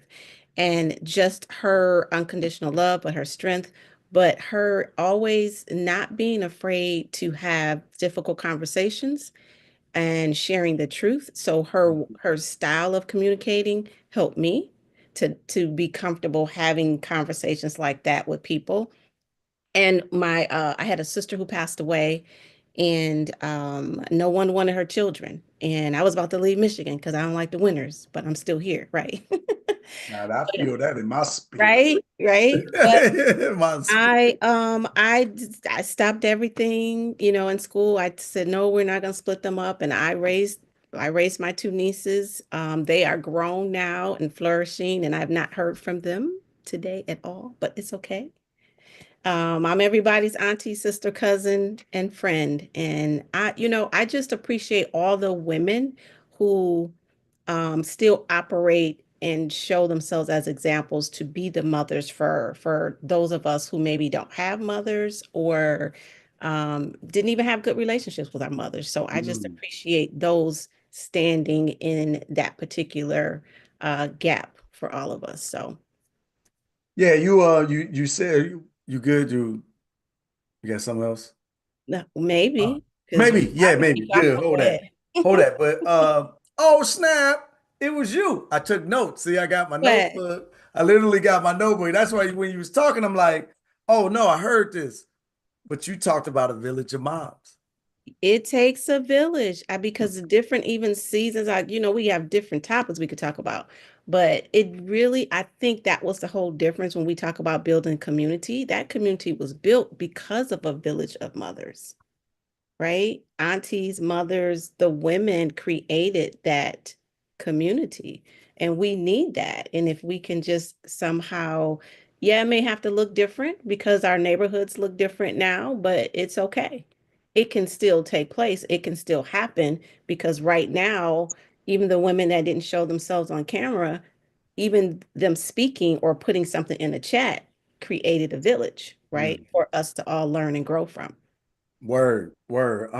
Let's build on that because um We need that. And the young girls, women need it, and the men need men. And I know that's a whole nother topic. The young yeah, boys. yeah. Oh, we got Men. Daddy's Day coming. We gonna do this. Let's let the men, we are men then. We got Daddy's Day coming. We're gonna do the same thing. But um no, the village though, I wanted to stay on that because it goes even beyond aunties, right? Because it gets into mentors, volunteers, where you showing up in the community, right? It ain't just the family. The village ain't just the family. No, not at all. What No. you think? Go ahead. Extended family. The village is any woman or person willing to stand up for the betterment of the community. Yeah, yeah. Period. I love it. All right, Cassandra. They saying in the comments, I don't know if you're reading, but you officially in. It's too late. It's over. You can't leave no more. Oh, I can't, me? Yeah, I can't yeah. leave what? Can't leave the community now Oh, because this community? yeah. You want No, us. I'm here. Yeah. That's what they saying. They just tell you can Oh, I read. didn't know. They like she want us I now. can stay. Thank you. Yeah, 'Cause yeah. I don't have, thank you. Thank you. I I love appreciate that you your time. I love that you felt comfortable enough to come on and participate. Right? It wasn't terrible, right? Oh, absolutely not. I only turned my camera off because I needed to eat. I was hungry. Listen, it's about listen, grandma, she I over missed the there, call. like I didn't know how long it was, so I did have a 5 and I pushed them to 5:30 and now it's 6:30. So now I know I need to block. yeah, I'm typically Always. 2 to 3 hours. Just Okay. riding it out. We're a little alone today. Yeah, the community knows. Grandma feeling good. I'm feeling good. We in there, Love it. but I love it. it's just good fun, right? So thank you for showing up. Thank you for pushing. I'm about to get out of here and Welcome to the we gonna listen. family, I'm gonna listen Cassandra. tonight. Yeah, thank you, sister. I appreciate you. Thank you. All right. I got Janelle. Yes, Janelle, then Brother Ben. Yeah, so I'm just loving this whole sisterhood village. It's just inspiring. And the stories that everybody are sharing, they are great. And I will just say this because this was one of my mother's favorite songs. When she used to just get so excited when she heard it. And I didn't understand it until I lost her. So she would always go, I'll always love my mama. She's my favorite girl. Yes. And then for me, my response, because I was younger, was Boys to Men with Mama. You know I love you, Mama. You are the queen of my heart. Loving you is like food for my soul. And that's all I can say. That's all I can say. I'm good now because my soul has been fed and I'm gonna go eat some real food because somebody else who does not have any biological children of her own is hosting a fabulous Mother's Day dinner and she invited me and I'm hungry because we keep talking about food. And I think it's Cassandra keeps posting all of these emojis of food. Yeah. I'm hungry. And then Cassandra said she ate already, and I had some Yeah, broccoli. she ate. Right, y'all ain't right for that. Like she had a whole plate of food, and I'm nibbling on some broccoli. I am starving right now, so I'm gonna get myself together and keep listening. But y'all ain't right for putting all them food emojis up. I'm just gonna say Hey, that. I just want to say Sister Janelle is a treasure because she tried to pull them tears out of us, and then she gave us some humor on the back end to let us escape out of that. Those were some great stories. So thank you for that. That was Yeah, good. You get you some are socks. correct. Uh, You get some socks. get some socks, right? Get some socks. Brother Ben. Yeah, I know you're trying to get out of this, so this will be real quick. You're saying, well, what did we get from my mother? For me, it was the knowledge of God. She took like most black kids. She took us to church every week, every most of the time, every time there was a service. We went. Now the love of God, you had to attain that on your own. You had a knowledge of it. You left your house. You knew who God was. Accepted him or not. That was up to you. The other thing she taught us was if she didn't have it, I never seen her front. If she didn't have it, she didn't have it. She didn't hold her head down in shame because other people had it. We didn't have it. We didn't have it. We just didn't have it. So that kind of taught me, you stay out of debt, a lot of debt, trying to hang with other folks and trying to get with this guy, let people pressure you into getting things. She didn't have it. She just tell whoever was selling it or whatever they were doing with it. She would tell them, "Hey, I don't have it. I just don't have enough to pay for something like that." And that was it. So I kind of got that. Thank you. I love that. Thank you for sharing that, brother. Man, hey man, y'all just be sharing the stuff like y'all ain't saying nothing, but for somebody to, share these intimate thoughts and feelings about the people that they genuinely love in this experience we call life, man, this stuff is heavy. Alry, come on in. Come on in. Let's hear your story. All Young. right. Hey, everybody. Hello. What I appreciated about my mom was when I was in first grade, she had to fight for me in a school where we were a mixed community, mixed school, but there were more whites. And she had to go into that first grade classroom more than once and let that teacher know that she was not treating me right, that I was doing good, that she wasn't grading my papers right. And as a kid, I appreciated it, but I didn't really understand it that much being in first grade. But I look back on it and I had somebody fighting for me. And she came to my orchestra concerts. I think she came maybe once or twice to something. I was in sports, maybe she just didn't care for sports, but she did come to all my concerts. My dad was worked afternoons, so he wasn't able to make it. But I saw her presence there, and it, that makes a difference when you see one of your parents there. So thank her for her strength because she fought for me and she provided for us. And as a teenager, I was a little, I guess you would say, obstinate in the sense as she may try to fix my dress or here or there. And, I wouldn't appreciate it. I said, "Oh, Mama, just leave it alone." But she cared about how I looked. She cared about how all four of us looked. And she worked outside the home. She came home and she cooked, and we did have my dad's mother help watching us while they were at work. But she felt pressured to go outside the home and work, and she did it, and I'm sure it helped us. So I thank her for that, because that's a strain on a woman to have to go outside the home and work, and especially when you have 4 kids at home, and a husband. So I was a blessed child. Wow. Thank you for sharing. Whew. Man, mama, right? Like mama, right? Like, man, y'all don't. Oh, how do we end here? Listen, I needed a joke. I need something good. Talk about your mother. Share. Fortunately, we got Yvonne. I Otherwise, got it'd be you. water. Yeah, no, I need a moment. I need Siobhan to come on in. Let me gather my composure. Alry took me down. Come on, Yvonne. What say you? I will share, brother. Good. Thank you, though. Oh, okay. I'm here. I'm gonna lighten the load a little bit. But I'm gonna read my chat.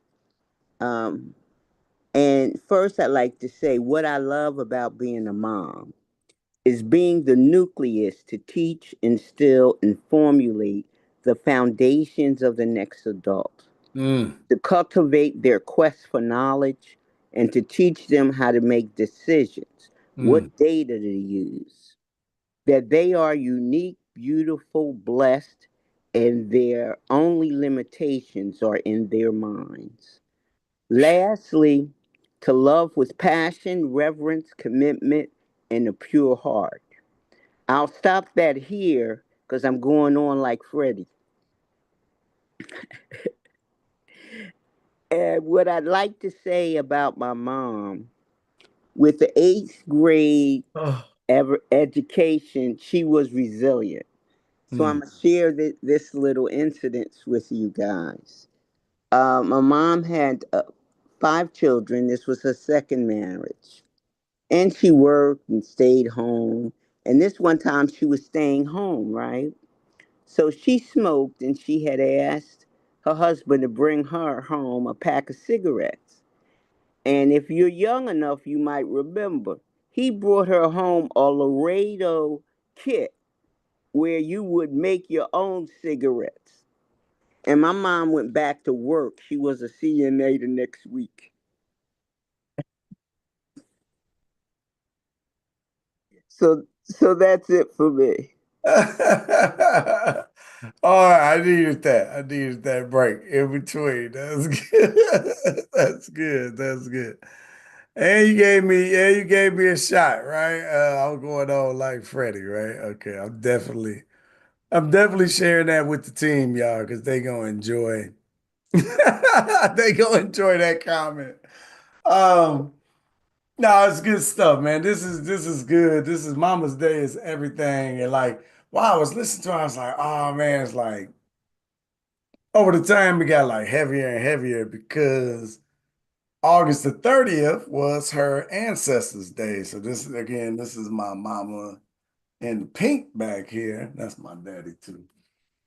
But yeah, so how it is. The day they passed,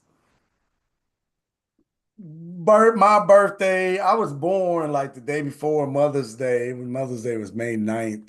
I was born on the 8th. And that's my girl, though. You know what I'm saying? Like, that is my girl. Y'all all, I don't know who that kid that you hated growing up. I was probably that kid.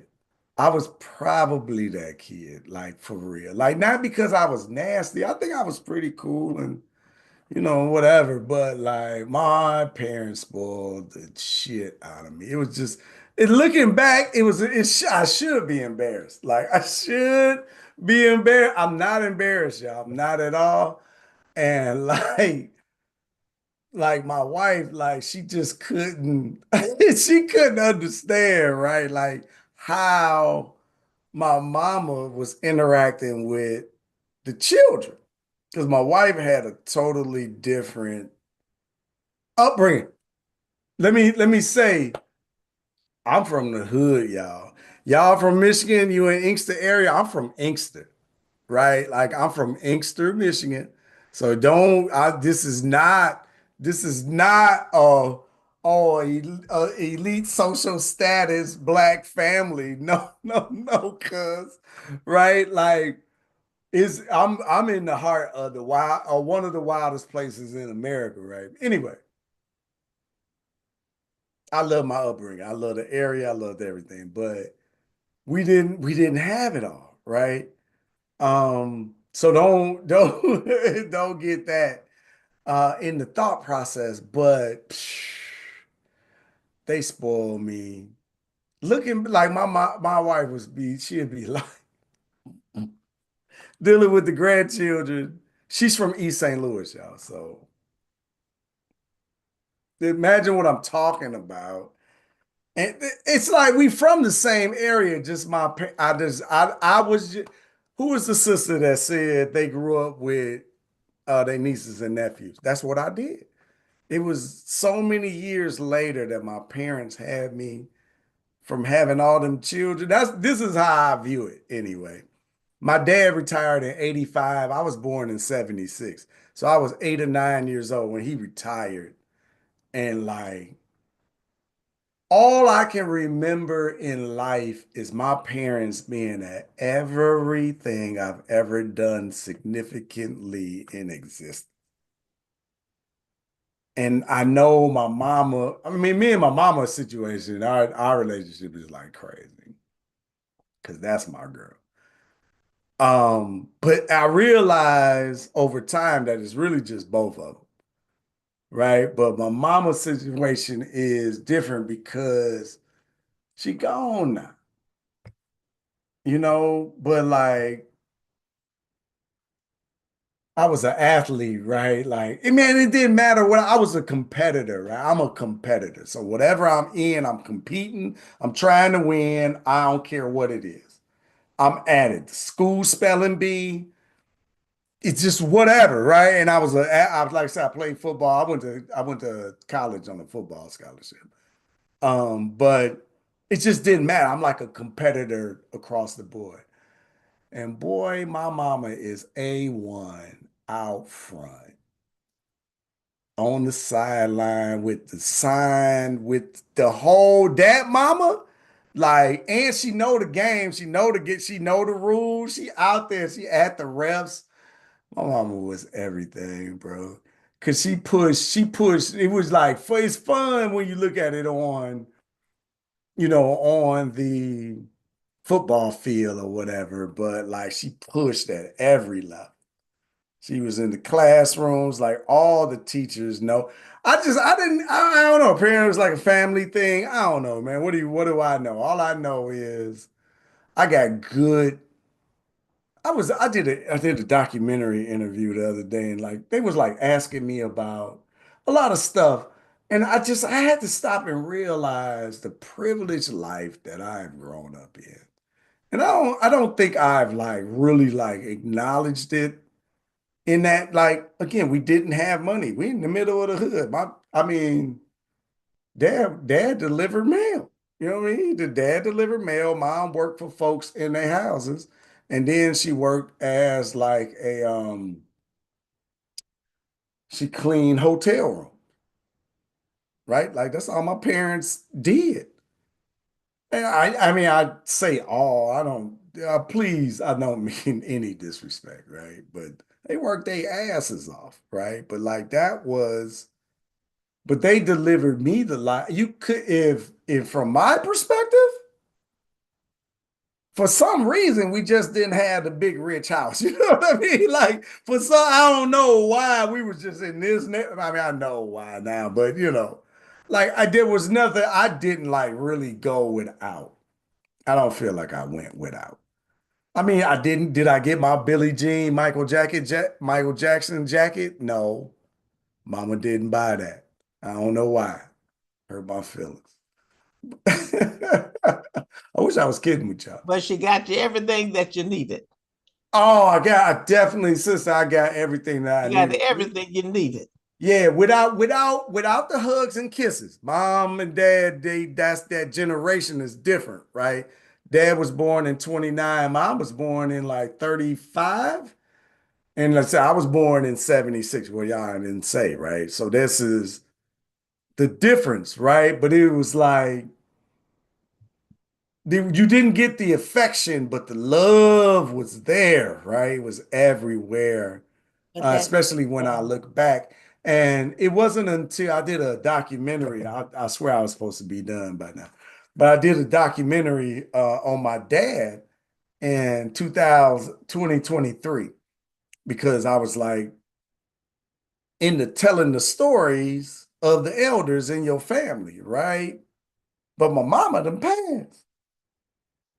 So what you gonna do? You gonna wait for your daddy to pass too to tell everybody else? Dad's 95 now. We filmed that when he was 93, right? But he's still I'm about to see him in like 2 weeks, right? I mean, that's my guy there too.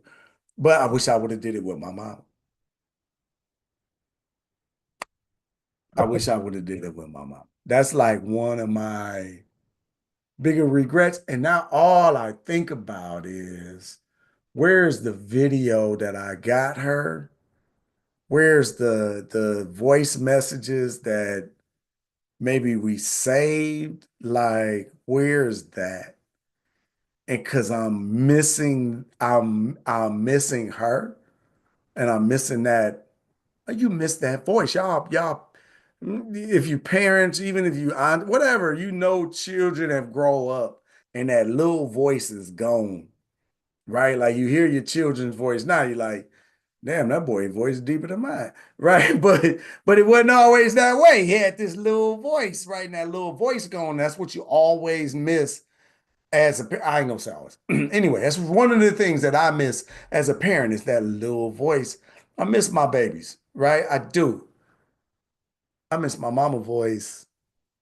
I miss my mama voice. I did just I wish I wish I would have had more. I wish I would have recorded more. I wish I would have got her. I damn sure wish I would have got her thoughts and how witty and funny and serious and crazy she was all at the same time. Like all at the same time. That is my girl, man. From Alabama, I saw somebody put Alabama. My mama from Alabama, man. She believed she always had a gun on her. Always. Always. 1935 birth. Listen, she ain't going. She like, man, these people are ain't crazy. Like, you better have a gun on you. Like, she always been like that. You run in that house if you want to, right? It's funny. I gotta tell this story. All right. This is probably too much, but whatever. Y'all hung around. Y'all my people. If you here still, you my people, right? So this is the only you gotta hang around to get these stories. So anytime I go home, I go to college. I'm in Michigan. I go to college. I go to Southern Illinois University, and I'm down. This is where I'm, meet my wife and all that good stuff. But even put her in there or any of my college football teammates in this story. We go home. It's like I don't know, 8, 9 hours driving from this place to that place to get home, right? Get there, whatever, it's gonna be late. We college students, you poor, we gotta cut the corners, whatever. I'm getting in at the middle of the night, right? It's 2 a.m. You running up to your parents' house. You got a key. You can get in. Under what circumstances do you bang on the windows? At every moment your mama is strapped. Listen, let me tell you, this was listen, the wife would be like, what what are you doing? She couldn't understand. She was like, oh my God, like stop making all that noise. It's gonna wake your parents up. I'm like, exactly. That's exactly what I'm trying to do. I'm trying to let mama know it's me coming in and it's a safe trip. Y'all didn't expect that story, did you? Tell the truth. You ain't expect that story. But oh my God, it's so true. Like, and all my siblings will tell you the same story. You coming in our house, you better make some noise. You better you better make it abundantly clear on who you are entering that home. Uh yeah, that's my mama, y'all. Oh, that's my mama. But on everything, she got that same mentality about everything. And I dare you, I'm the baby boy. Listen, I'm spoiled like that. Y'all don't even want that ancestral energy on you. Like, just be easy when it come to us, cause she don't play. I just want you to know she in a different realm right now, but I know she working her angles because she don't play with hers. But no. I love that woman. Her energy is something else. Um, One other story I'll tell is you got to give like a grandbaby story, right? Well, okay, one quick one is like, again, I told you my wife she'll be like, she got like these rules. You know what it is. You know you have a child and you got like these rules and thoughts on how like things are gonna work because it's the right way to do it. So it'll be like, it'll be like my son want another ice cream sandwich, right? So he might have been like 3, 4 years old, right? Try to come get an ice cream sandwich. It's another one, not one. He had one. Now he's trying to get another. Can't get it, right? You go leave, go outside, whatever. Then my mama would come in. She act like she talking, and then she'll go in the, in the freezer and grab the ice cream sandwiches and like put them behind, like, like mama, you ain't even being slick, like, like we just clearly see you. And like eventually though, my wife, she gave up. She'd just be like, she ain't ever gonna change. I was like, this looked like exactly how I grew up. Like, what you want me to tell? I'm not about to tell her. I think the end result was good. But no, it was oh man, she's amazing. Oh, she loved her people, but I'm telling y'all the fun and the fiery stories, but you can't cross her family and her people. She going to war for her people. I love her. I love that woman. Yeah, she's still, oh yeah. Oh, that's why I say she definitely still with me. That's why I be like, listen, don't be rooting against urban intellectuals. Y'all don't want this ancestral energy. I don't know if you believe in it or not, but I know my mama petty enough. Nah, just kidding. I love that woman, man. I love that woman. But hey, if she could, she would definitely, she giving me any type of additional energy. And I know that. And I think like that's energy, right? I think that is energy. I don't mean to be I don't mean to minimize that at all, right? I'm from the Yoruba tradition. I got to get my life together. I got to start to understand, like our ancestral energy and heritage, right? But that's why we talk a lot about the ancestors and that energy around here because I don't know. It don't even matter if their existence is pushing you or not. If you believe it, it is. Right. And if you're passing that down, it is. For whatever additional jolt that it gives you, it is. And it does build. It is different. I was we interviewed if y'all in any of our membership or in any of our VIP customer lists, right? We was talking to Dr. Joffrey, right? I don't know if y'all caught it. Dr. Joffrey slid in, that his son is fourth generation Hampton graduate.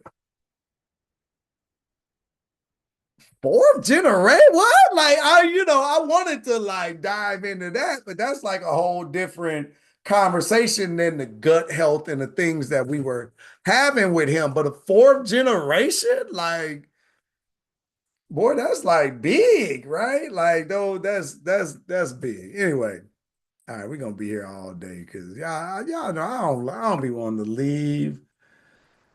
I love it. Cassandra, don't listen. It's fun. What else?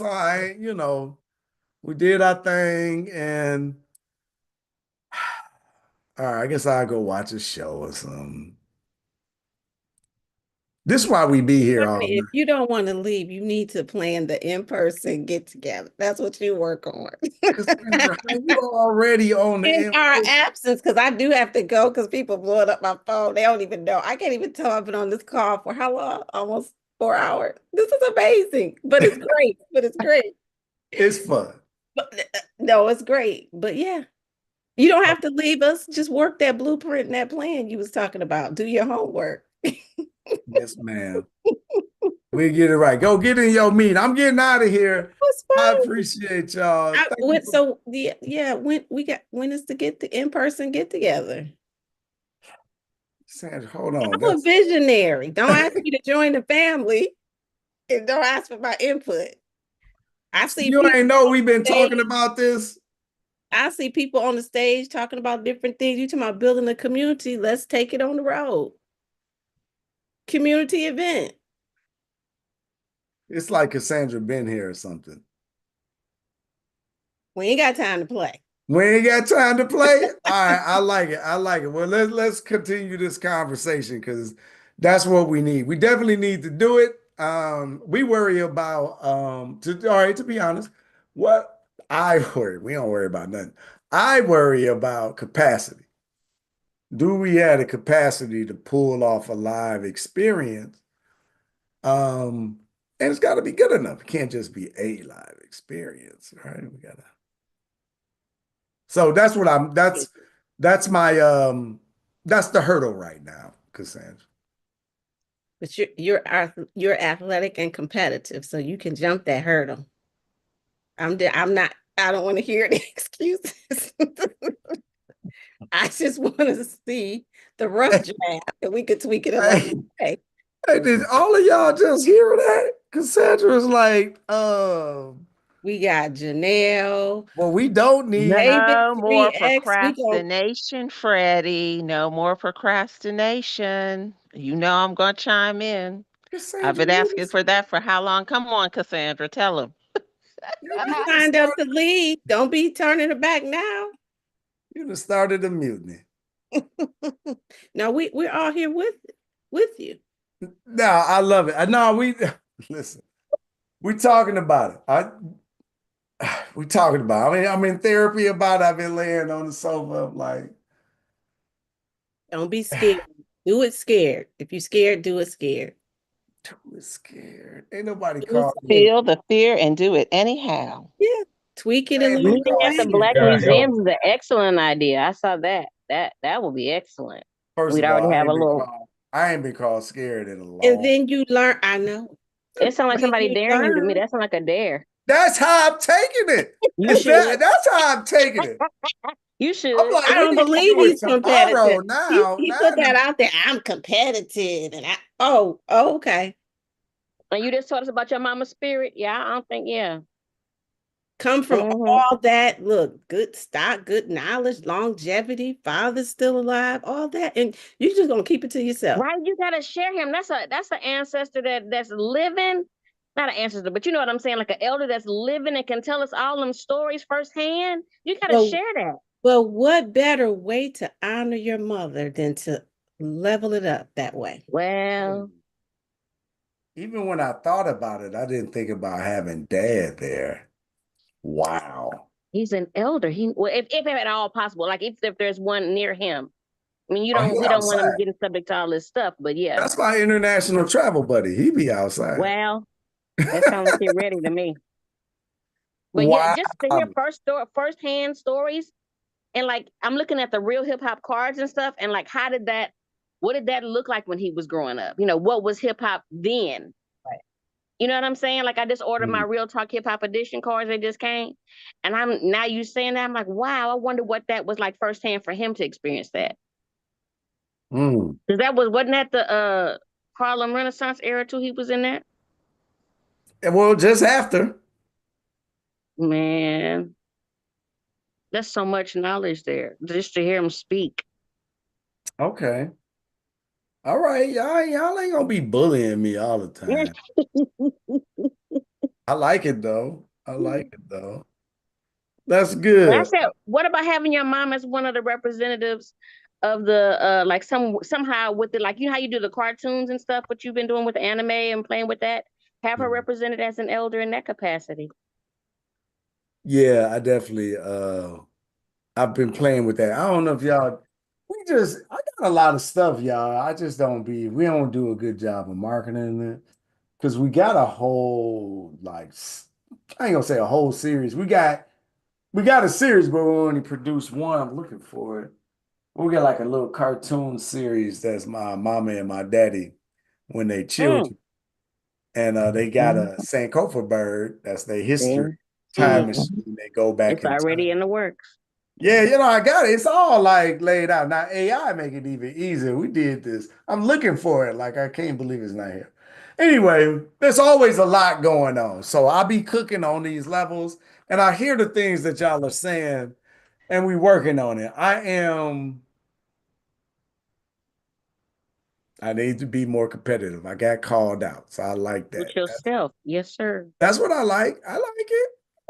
Listen, you remember how we opened the show? I showed y'all that loan that we paid off. Well, Listen, Yeah. that had to happen. I couldn't think about nothing else. Here's what y'all don't know about that. So every dollar we made, I didn't say profit. Every dollar we made, top line, 22% disappeared before it hit our account. Before anything else happened, 22% went away. Woo! Let me tell you something. That was like I said, it's like $260,000. Like your boy was stressed, right? I can laugh and giggle now. Your now, boy was yeah. stressed, right? And like I feel much better right now. So I got like we definitely want to do in-person stuff. I gotta build up some confidence for I say that I'm not confident, I'm super confident, but I gotta build up some reserves because I don't ever want to be there again. I don't ever want to be there. I will never be there again. I will never. And I think I mentioned it to you. I Definitely I pray mentioned so. that I had to personally guarantee that money. So like this is Huge. if I could just Donald Trump it and just crash the business and started as something else. I mean, if I could have just been like a president, right? And to be honest, let me be honest with you because we don't ever get out of here.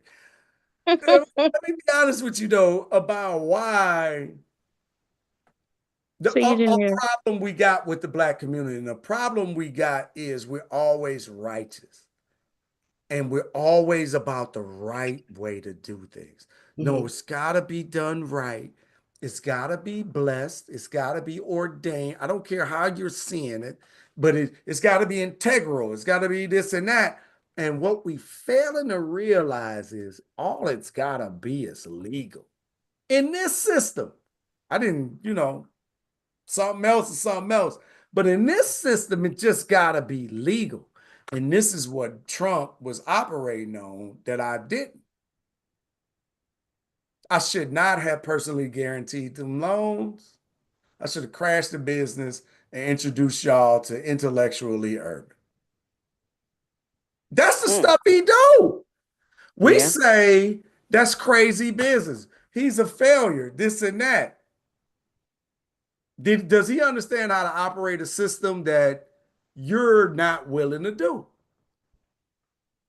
Who's to say what's right and wrong in enterprise? These are just tools, they're just manipulating tools.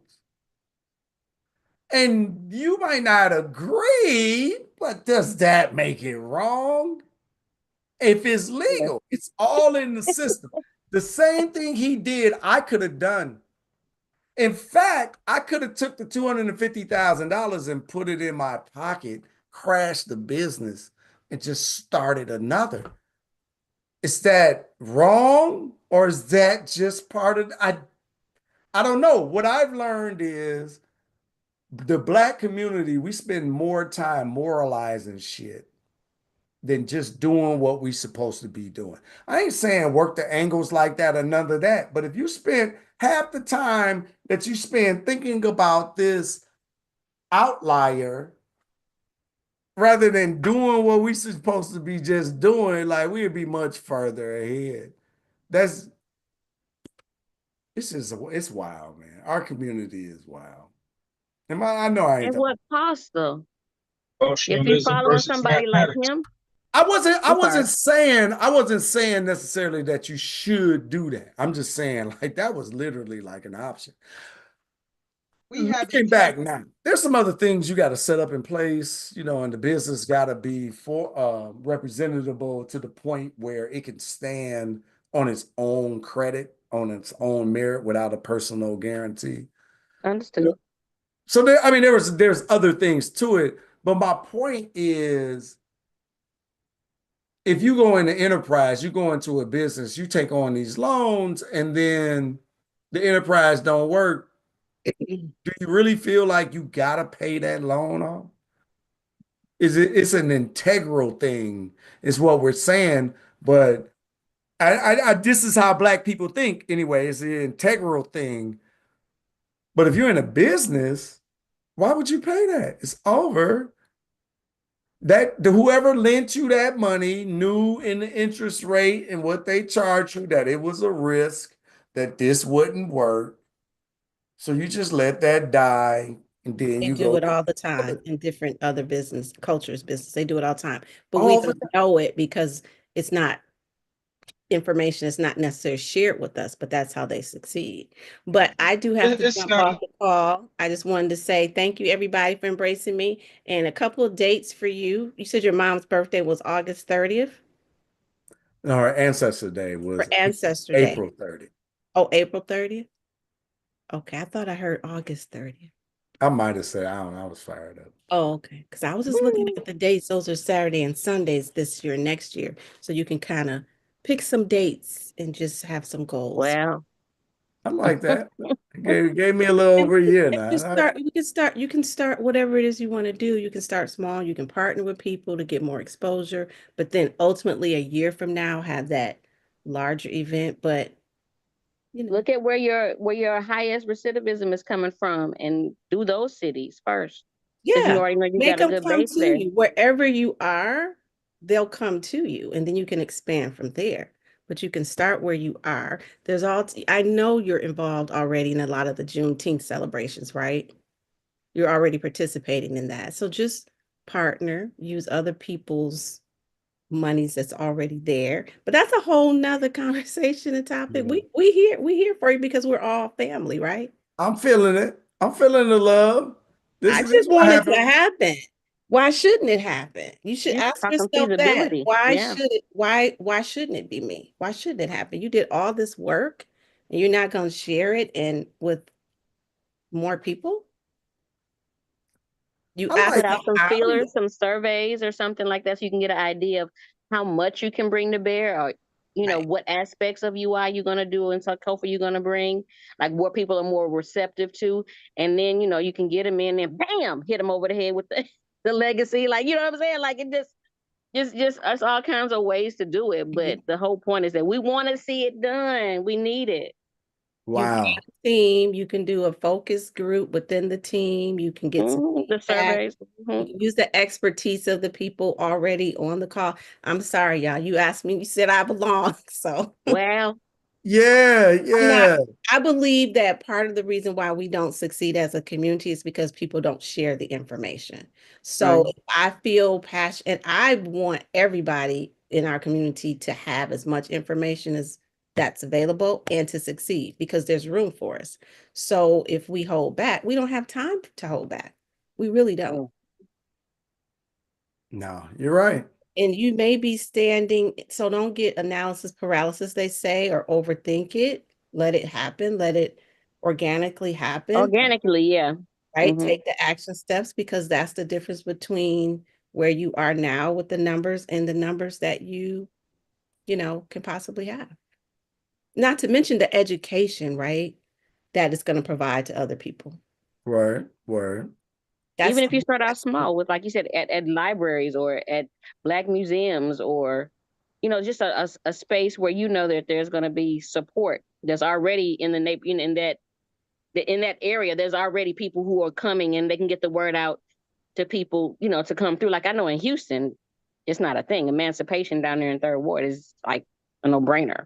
You can do a festival type thing. I mean, it's all kinds of avenues. Yeah, yeah. Listen, send me a t-shirt. I'll rep you for Detroit. I'll go down to the festival. Like use the people, have ambassadors. We're all part of your community. Yeah, So Dr. Anita and Gregory Scott, I think was his name.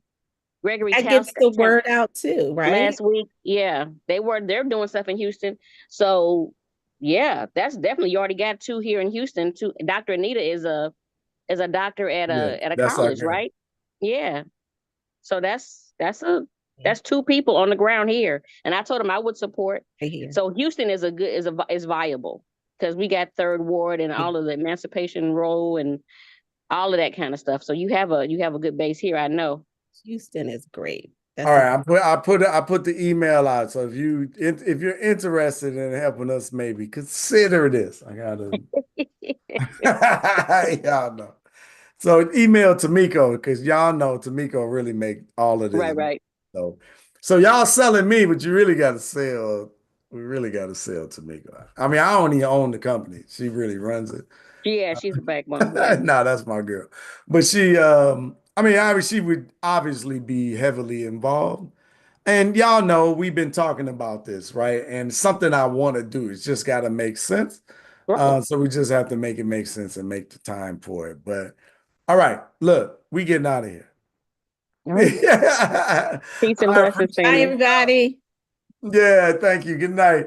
I appreciate y'all being here. Thank you for everything. Listen, happy Mother's Day to all of the mothers. This has been a great conversation here today.